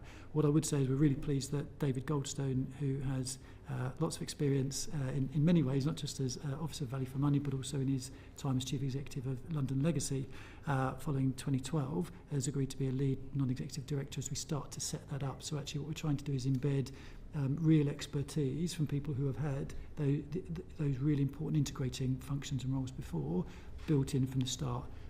We'll be advertising for a chief executive for that organisation very soon, and I think that will be a really important step in making that organisation to start to build the capability that it needs. And it's really important that people are close, because actually we have, as I said, there are some inevitable compromises about delivering this, and we've got to bind those compromises in so that the individual partners don't revert to, this is what I want and we can't go forward without me getting it in total. It's a complex thing to do. The sequencing is complex. The site is obviously limited. So we've got to bind that together in this. An early example of that being positive, I'd say, would be the spatial plan that's been agreed, where there was a demand for more than a third space than we actually have on the site, and yet I think we had about 35 workshops that ensured that we got to an agreed consensus on the spatial plan. And I mean, you've just listed a whole range of stakeholders, and to be fair, when we talk to them at the moment, they say, you know, there's good collaborative working. But this is a long-term project. Some of those personalities will change, possibly some of those organisations may change as well. How are you making sure that there is the will to drive this through, and it isn't kind of left to the whim of people getting on with each other? And I think that for me, but for me, that strategic group, that's why it's so important, because you need to bind in the kind of political buy-in to that. So as I say, the Rail Minister chairs that group, but the GLA and Camden sit on it at a political level, as well as the chairs and chief executives of those partner organisations. So that won't meet, it probably 3 times a year, but its job is to create that strategic alignment and to make sure that the will to do the job and finish the job is there from the start. And what we've got to remember is that there's a huge prize here. This is the biggest development site in central London. It's capable of creating enormous economic wealth and commercial space for jobs and housing. And actually that's one of the jobs at top level, which is to remind people not only are you building a terminal station which has to have sufficient capacity to do its job as a railway terminus, but you're also master planning a really significant space. And I think that, you know, the experience that I've had so far suggests that actually at top level, if you bring the right people together, they do recognise that. It's crucially important both for the Mayor and Camden that Euston gets developed properly and it creates the jobs and homes that are so badly needed. But it's also important at a national level that it creates the growth that a site like that in central London can achieve. And I, you know, when I'm compos mentis, I always try and remind people during those meetings, both in the partnership and as we go into the future, that has to be the overall aim. It's not just a railway station. That's got to be successful. It's got to be built right. It's got to have the capacity. But this overall immense prize of economic growth and jobs and homes there is okay. Right. Sorry, I'm just conscious of time and brief answers. Carry on, Alex. Thank you. What's the time scale for completing the works at Euston Station? And by station, I mean old, new, underground bus. So yeah, them too. Yeah, the if you like, public timetable at the moment is the one that we've set out in the reset ranges, and that's the one we're committed to, which is at the moment getting services from Euston to Birmingham and across Handacre, and that's between 2040 and 2043. What we've not yet done, and we are not yet mature enough, as the Minister says, we're still working through the plans, is all of the what is the completion date for all the elements of that plan. So at the moment, when the ranges we've talked about at the moment are for services from the new HS2 station to Birmingham and beyond. Does that mean that passengers who use the traditional Euston station at the moment need to wait till 2040 for it not to feel grotty anymore?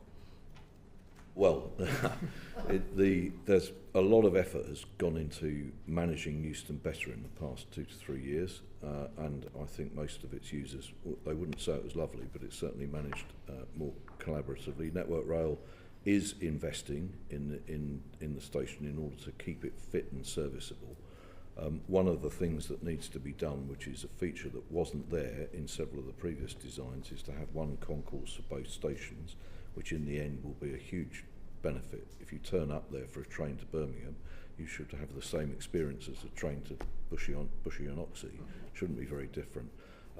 It will require a hell of a lot of management to keep the existing station going, and one of the reasons for binding Network Rail and the train operators into the delivery company is that they have to keep this thing going, as do London Underground, whilst all this work is done around them.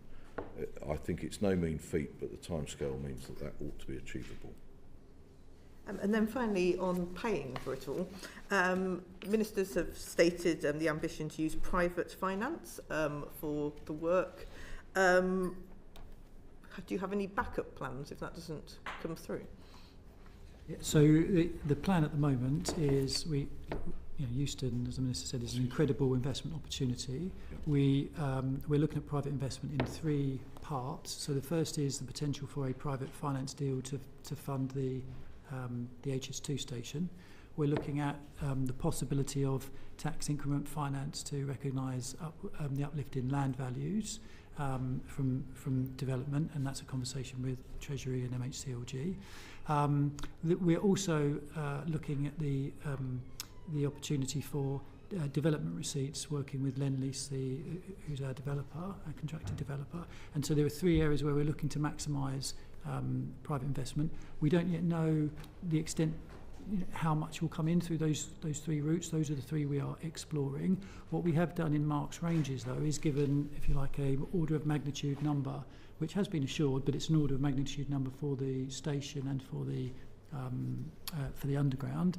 But as we move through, we will want to build that budget. But I think one of the lessons we are trying to learn, and this is one that came out in the Office of Value for Money, is that you should not try and set a budget too early, and actually you should give projects, if you like, incremental funding through the design and set the budget at the point where you're about to enter construction. And I think that is the principle we want to adopt here.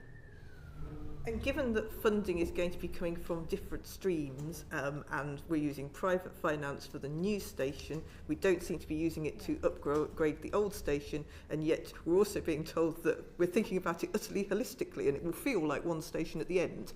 Is there any inherent risk in the fact that the funding streams are coming from different places, and therefore we wouldn't have a sort of cohesive approach to actually doing those works? My starting point is that most projects of significant scale will have a number of funding streams, and they need to be managed, but they can be managed and they can be sequenced. And one of the reasons for having the EDC and having that dedicated guiding role is to help us manage that process and sequence it in the right way. So my sense is it's right that we look to reduce the burden on the taxpayer. That is what we're doing. Yep. But we will make sure that we build the necessary management capability in to the EDC so that we can manage that across the lifetime of the project. And it is a particular reason why we need the partners to be kept close all the way through this work. And just on Euston, London Centric this morning has released, is saying, based on TfL documents that they've come across, that TfL has raised concerns about the risk of severe overcrowding at Euston unless a very significant capacity increase can be made in terms of circulation space. So notwithstanding a new concourse area for the two stations, the revised plans are essentially the existing Euston station and a new HS2 station next door. And how much additional capacity will be built in to ensure that overall circulation between underground and the rail elements are going to be there. Are TfL's staff's concerns should they be taken seriously, or has time moved on since those documents? I read that over my toast this morning. Yeah, okay. Notably, all of the diagrams are from last autumn. Right. And there has to be, and part of the process of getting to an agreed spatial plan is to test out what people really need. The capacity that's needed in the tube station finally will be the capacity that's needed when HS2 is up and running fully. And one of the questions that we've been discussing over the months, particularly with TfL and LU, is to what degree the station needs to be expanded now, and to what degree it needs to be expanded in the final. So is there a collective ambition to significantly increase circulation space for all passengers, whichever mode they? It's inadequate transfer? Now. It is, and we know that. Well, exactly. So the debate that you see carried out by some, quite effective journalism on the internet is about. It's not about. There's no question that the tube station needs to be expanded. The question which we need to answer, both for cost and delivery purposes, is how much does it need expanding and when, and what provision can you make to finish that job later, because we don't want to spend a penny now that we don't have to if we can, bear in mind the complete capacity of HS2 is going to be into the 2040s. Thank you. Ollie. Thank you, Chair. Some questions now about the implications of the cancellation of the Phase 2 leg of HS2 to Crewe and Manchester. So, Minister, you'll be aware there's been lots of discussion in the rail press about concerns that HS2's order for 54 200-metre trains, which is equivalent to 8 coaches, could reduce capacity north of Birmingham, given the lack of that HS2 Phase 2 leg. What is your view on that analysis? So the first thing to say, as I said earlier, was that it's very significant that the train order was not altered in any way on the cancellation of Phase 2A. I think the next thing I'd say is that one of the issues that I know that Mark is intimately concerned with, because we've been discussing it, is what is the right order for rolling stock for this railway at its various points into the future. And that's a complex subject on which I defer to him, simply because a contract was let with 2 suppliers on which literally hundreds of jobs will depend. And I think one of the unfortunate effects of some of the speculation is he has to do this work with them, just as he has to do with the main work suppliers, in order that he's both got rolling stock for the day one of the railway which will operate, and also rolling stock which will be suitable for the configuration of the railway both on day one and whenever it gets extended north of Handsacre and when it gets to Euston. It's a very complex job. I don't think it starts from an easy place, and the Secretary of State and I want to give him the time and the space with those contractors to work out what the right answer is. Yeah, we have a contract with Hitachi and Alstom for 54 200-metre trains. Contract was placed in 2021, and that's the contract we have. We are well into design.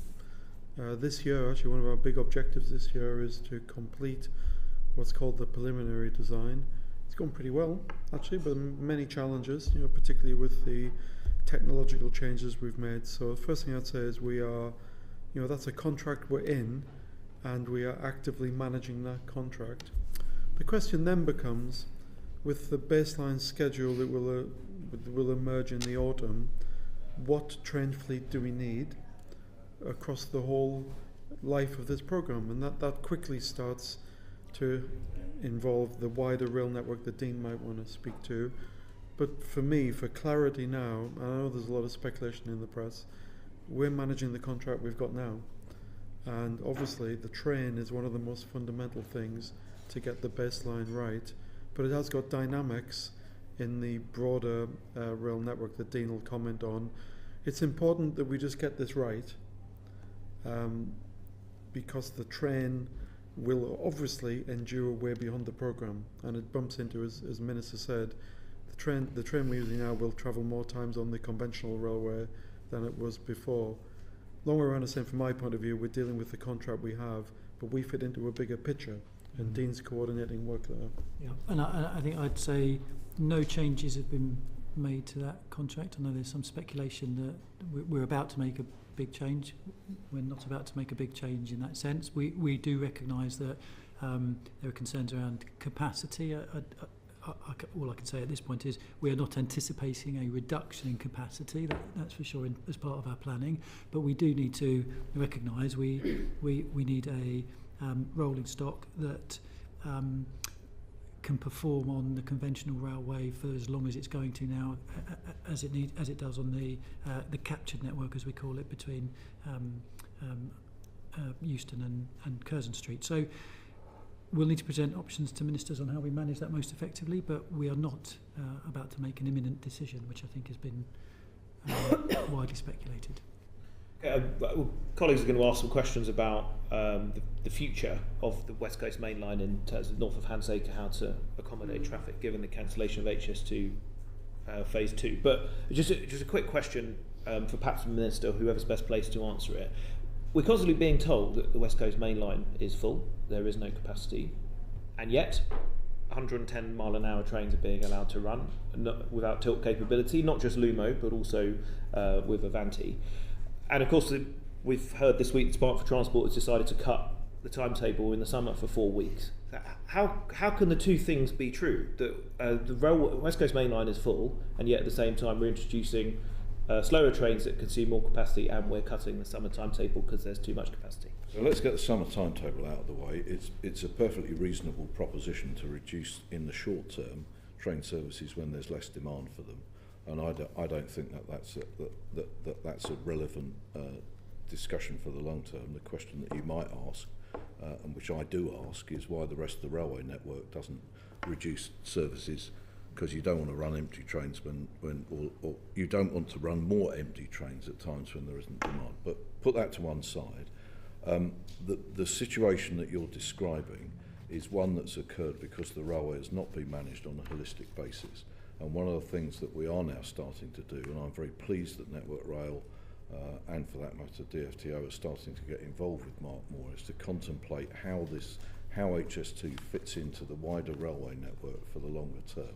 It's really important that we use all of the railway capacity in Britain in the best way, and the only way of doing that is not to contemplate HS2 on its own, but to see what best it can do for the rest of the network. I don't exclude contemplating what speed should be achieved on the existing West Coast main line.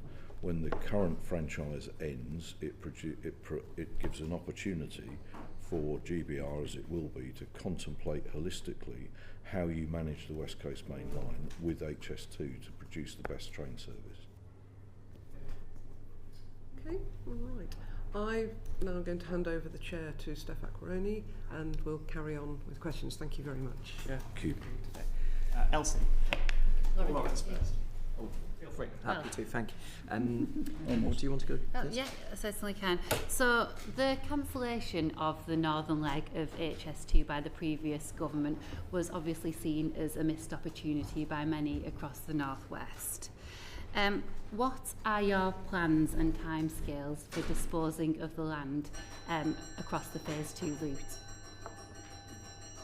So the government's decision was to keep, it's a bit strange, isn't it? Was to keep the land which had already been acquired north of Handsacre, because we need to take decisions in the longer term about what's done about capacity north of Handsacre to Crewe and now to Millington.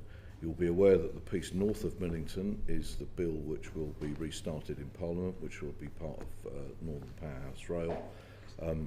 We do need to contemplate seriously what the capacity needs are in the future, how much railway needs to be built, what pinch points need to be relieved, and frankly we need to do it in slower time than the stuff that we've just spent 2 hours on this morning, and we need to do it properly, and we will do it properly. I think GBR will help because it enables a holistic, as I was just saying to your colleague, it enables a holistic view of railway capacity and the services that operate on it. I don't think that a conclusion on that is at all imminent. We know we need to do it, and in the meantime, of course, we need to manage the land and the effect on the communities. I would say on that land between Birmingham and Crewe, we have said obviously we will keep the land that we have bought, but we will give back the temporary land and we will remediate that, and the plan is that we will complete that by the end of 2027 for that temporary land. The high-speed rail Crewe to Manchester bill remains dormant and a bill committee hasn't been appointed yet. Does the government intend to appoint a bill committee, and if so, when? It does, because that part of it, which is Manchester to Millington, is part of Northern Powerhouse Rail. So our intention is to get that going. I believe that discussions about getting the committee appointed are in train as we speak. So I'm expecting to, it was in the King's Speech, as you know, and I'm expecting to see it reappear for that part of it, which is Manchester to Millington. Okay, is it possible to provide a bit more detail on when we might see the appointment of the committee? Well, good civil service terms, imminent. I'm not using seasons. We need to get, it was in the King's Speech for a purpose, which is that we need to reactivate it in order to get that part of the projected new line between Liverpool and Manchester going. So I expect to see some movement shortly. Thank you. Jacob, do you still want to come in here? Yes, so I did just want to touch on the human impact of the decision around Phase 2A, because I've got Bagshaw's in my constituency who are a chartered surveyor that are supporting particularly agricultural landowners around the Phase 2A route, and we've heard from several local farmers and landowners who feel really uncertain about what this means for the future of their lands, particularly as some of them can't access it, they don't know whether they're able to build on it, and they don't know what the plan is for the long term. So what are you hoping to do to help with that long-term thinking and giving people some certainty over their land? Well, I'm very clear that we've got two objectives which you could see as conflicting. One is to make the right decisions about the long-term future of what railways need to be built north of Handsacre, and the other is to look after landowners, property owners and residents and communities along that line of route. I think we can do better on the second, even though the work that will be related to the first will take a bit of time to achieve. Yeah. especially in relation to land that's was held on a temporary basis, and frankly getting on and getting that done as quickly as possible. And I think that is now we've got that certainty, we can do that. I think there's about 60 sites where we're holding temporary land. I think there's about 4 that have already been transferred back, but we've now got the opportunity to do that as quickly as possible. I can understand the need to have protections in place for a potential future railway, but there is quite a lot of safeguarded land that potentially could be used for agricultural use over the next 20 years or so. Is that something that you're actively exploring now? We're very anxious not to, I can't think of the right word, anaesthetise land which could be used for, because this is a long-term prospect. The government, I think, has already said that it doesn't see that building a railway of any sort like that will be imminent in any sense. So we need to effectively manage this land for the best use of the land and for the communities around it. And I'm, I'd say the same as I said to the chair when she was there about the management of the communities and individuals affected by the phase 1 works, which is that we need to do our best for those communities as well. And I think in the vast majority of cases, my understanding is that land is being leased back where we've taken it. I think the other thing is looking at where we've got rental properties as well, that they are not left empty as well, and that's something HS2 are looking at too. Thank you. I'm keen to move on to 2 important topics, Birmingham and industrial relations, but just very briefly, Scott, did you want to come in here? Mine's is a more general question, actually. So just it really links back to the points that Sarah was making earlier about the contract, and I think Mark was saying through no one's fault we've ended up with a reimbursement style of operation on the project. And I think, Dean, you were saying that you were hopeful that you would get the contracts to a place where people are sharing some of the risk on cost and time overruns.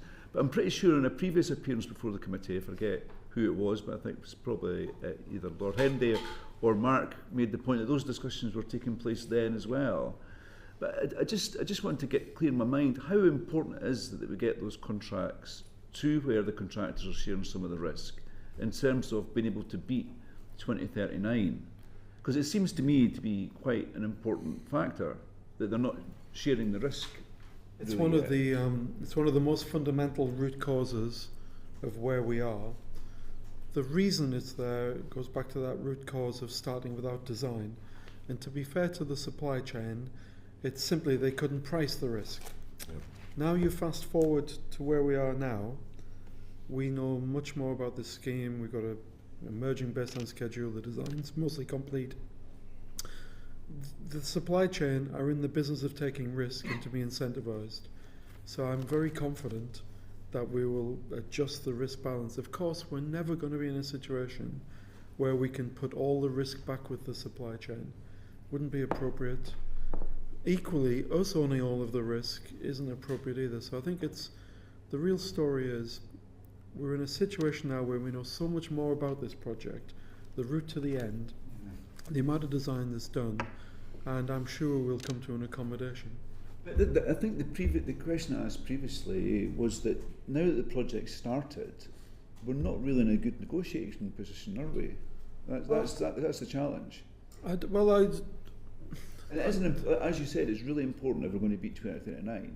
We certainly haven't got the leverage that we would have at the beginning of a project.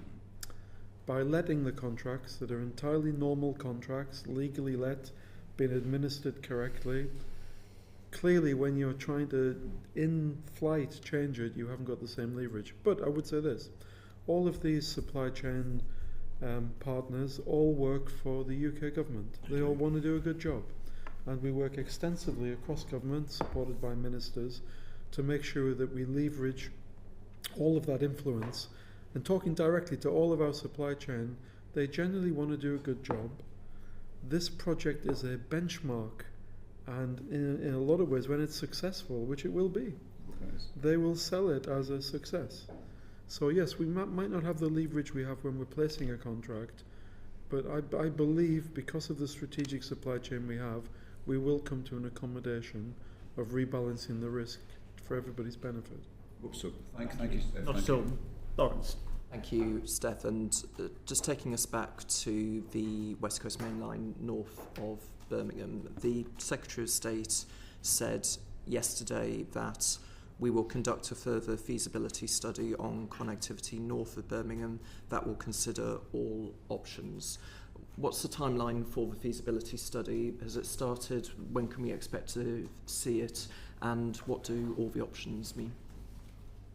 I think from my perspective, the study's in its early phase. It will probably take a couple of years. The expectation is that it would cover a range of options, not just a rail line, but actually what other options on kind of smaller infrastructure scale can you do to improve services. So the starting point will be conversations with local authorities along the route to make sure we understand their kind of perspective. So my expectation is it will take a couple of years. It won't be short, but the important thing is to get the full range of options available for improving services, not just an assumption around the line itself. I want to give you more detail, but that is basically where we are. And as I said, I'm very keen indeed that it's informed by a holistic view of the use of the infrastructure on the National Railway Network, because one of the weaknesses of the whole HS2 project from the start was its conception as being something completely different and not connected with the national network. Once we got GBR looking at both the train service and owning the infrastructure, there's a real opportunity for the railway itself to have a long-term view about what infrastructure is needed in order to run the right levels of service in the future. I think some of my constituents will find it remarkable that we're talking about 2 years for a feasibility study, not for an investment decision, but a study, and at the end of it we might not even get a new relief line. Are you balancing the well-known problems of trying to upgrade the West Coast Main Line? Just think back to 25 years ago when that project was an extreme failure, and because I think a lot of people, including more widely in the city, were under the expectation that there would be a new line of some sort, if not necessarily to the HS2 specifications.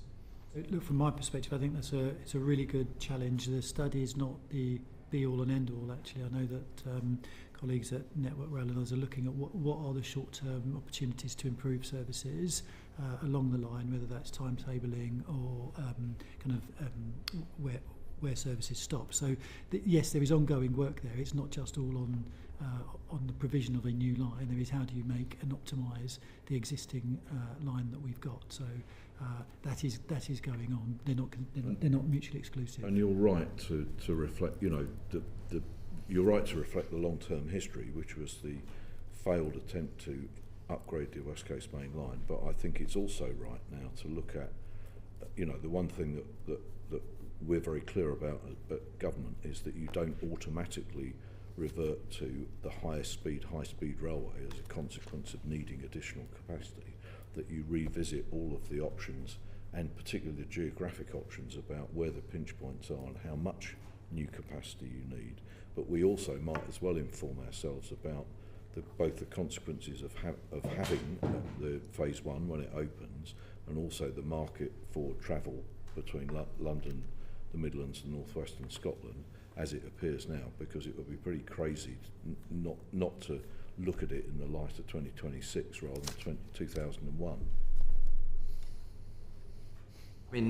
I think this is a topic we'll probably return to, and the Secretary of State did say a new connection between Birmingham and Manchester in the House yesterday, but I wanted to move on because I'm conscious of time to industrial relations. Last year we spoke about the initial framework agreement from 2016, and the clue was in the name, but 10 years on we're still working to that agreement.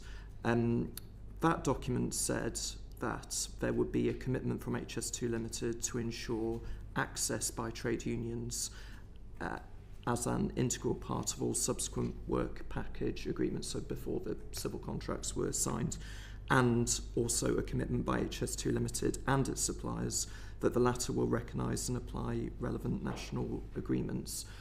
Would you accept that those commitments were not in fact written into the contracts? Yeah, I would. Let's first of all, let's just acknowledge the, as I say, 30,000 people working on this job, and how much actually the success of this job is their productivity and safety, and they're all paying their taxes, and we've got to just acknowledge that a productive workforce is obviously our objective.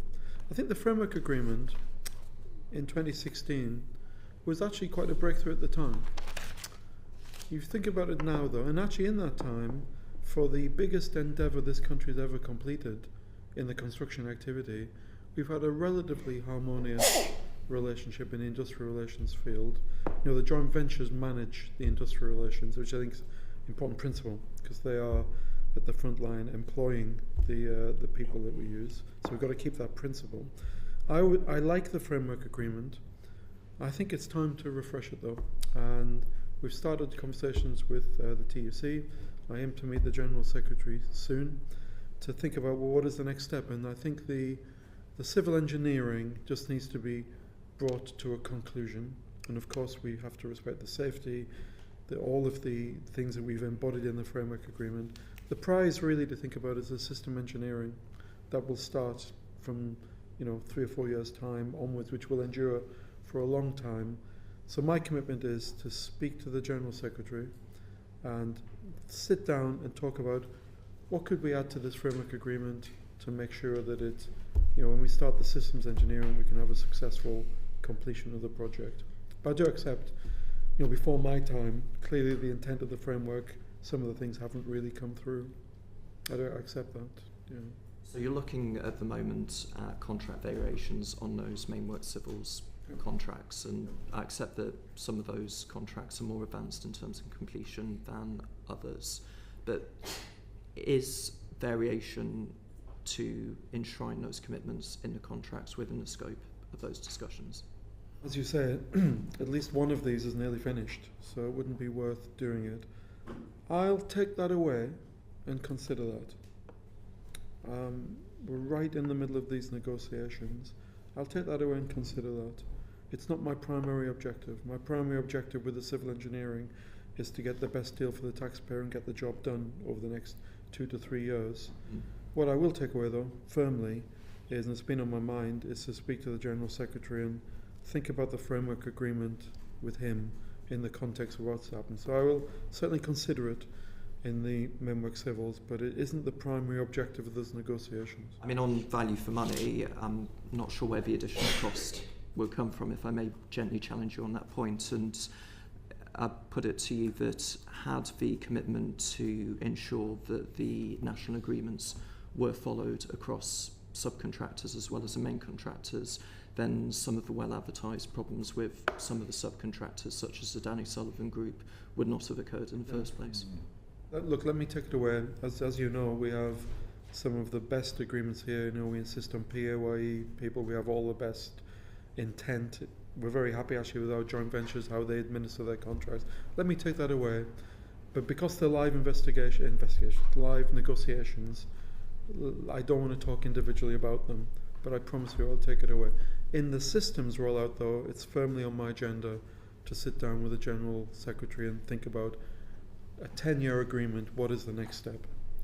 Thank you. And my understanding is that best practice on other projects, such as Hinkley Point C, is that the sponsoring body, in this case would be HS2 Limited, does conduct regular audits of compliance with those national agreements amongst the prime contractors and subcontractors. At Hinkley Point, I believe it takes place every 6 weeks. Is that an example of good practice that you'd also be willing to look at? And many others. So Hinkley is an interesting exemplar peer project that Hinkley's kind of getting through its system engineering. There are many lessons. I have a session coming up actually with Hinkley on this very, very topic. So again, let me take that away. There is a huge opportunity that before we start system deployment in 2029 onwards, we get this right. And certainly that framework agreement, there are many opportunities there to improve it. And I will consider what you've said in the civil engineering. Thank you, appreciate that. And Chair, I should have declared also my membership of the GMB and Unite Trade Unions at the start of that discussion, but thank you very much indeed. Thank you. That actually brings us to the end of our session today. Thank you all for coming. We look forward to continuing our scrutiny of HS2 into the future. Do feel free to write to us. If there's anything you haven't been able to cover in your answers this morning, we're grateful for the commitments to look into things that you've just made, Mark. And that concludes today's meeting.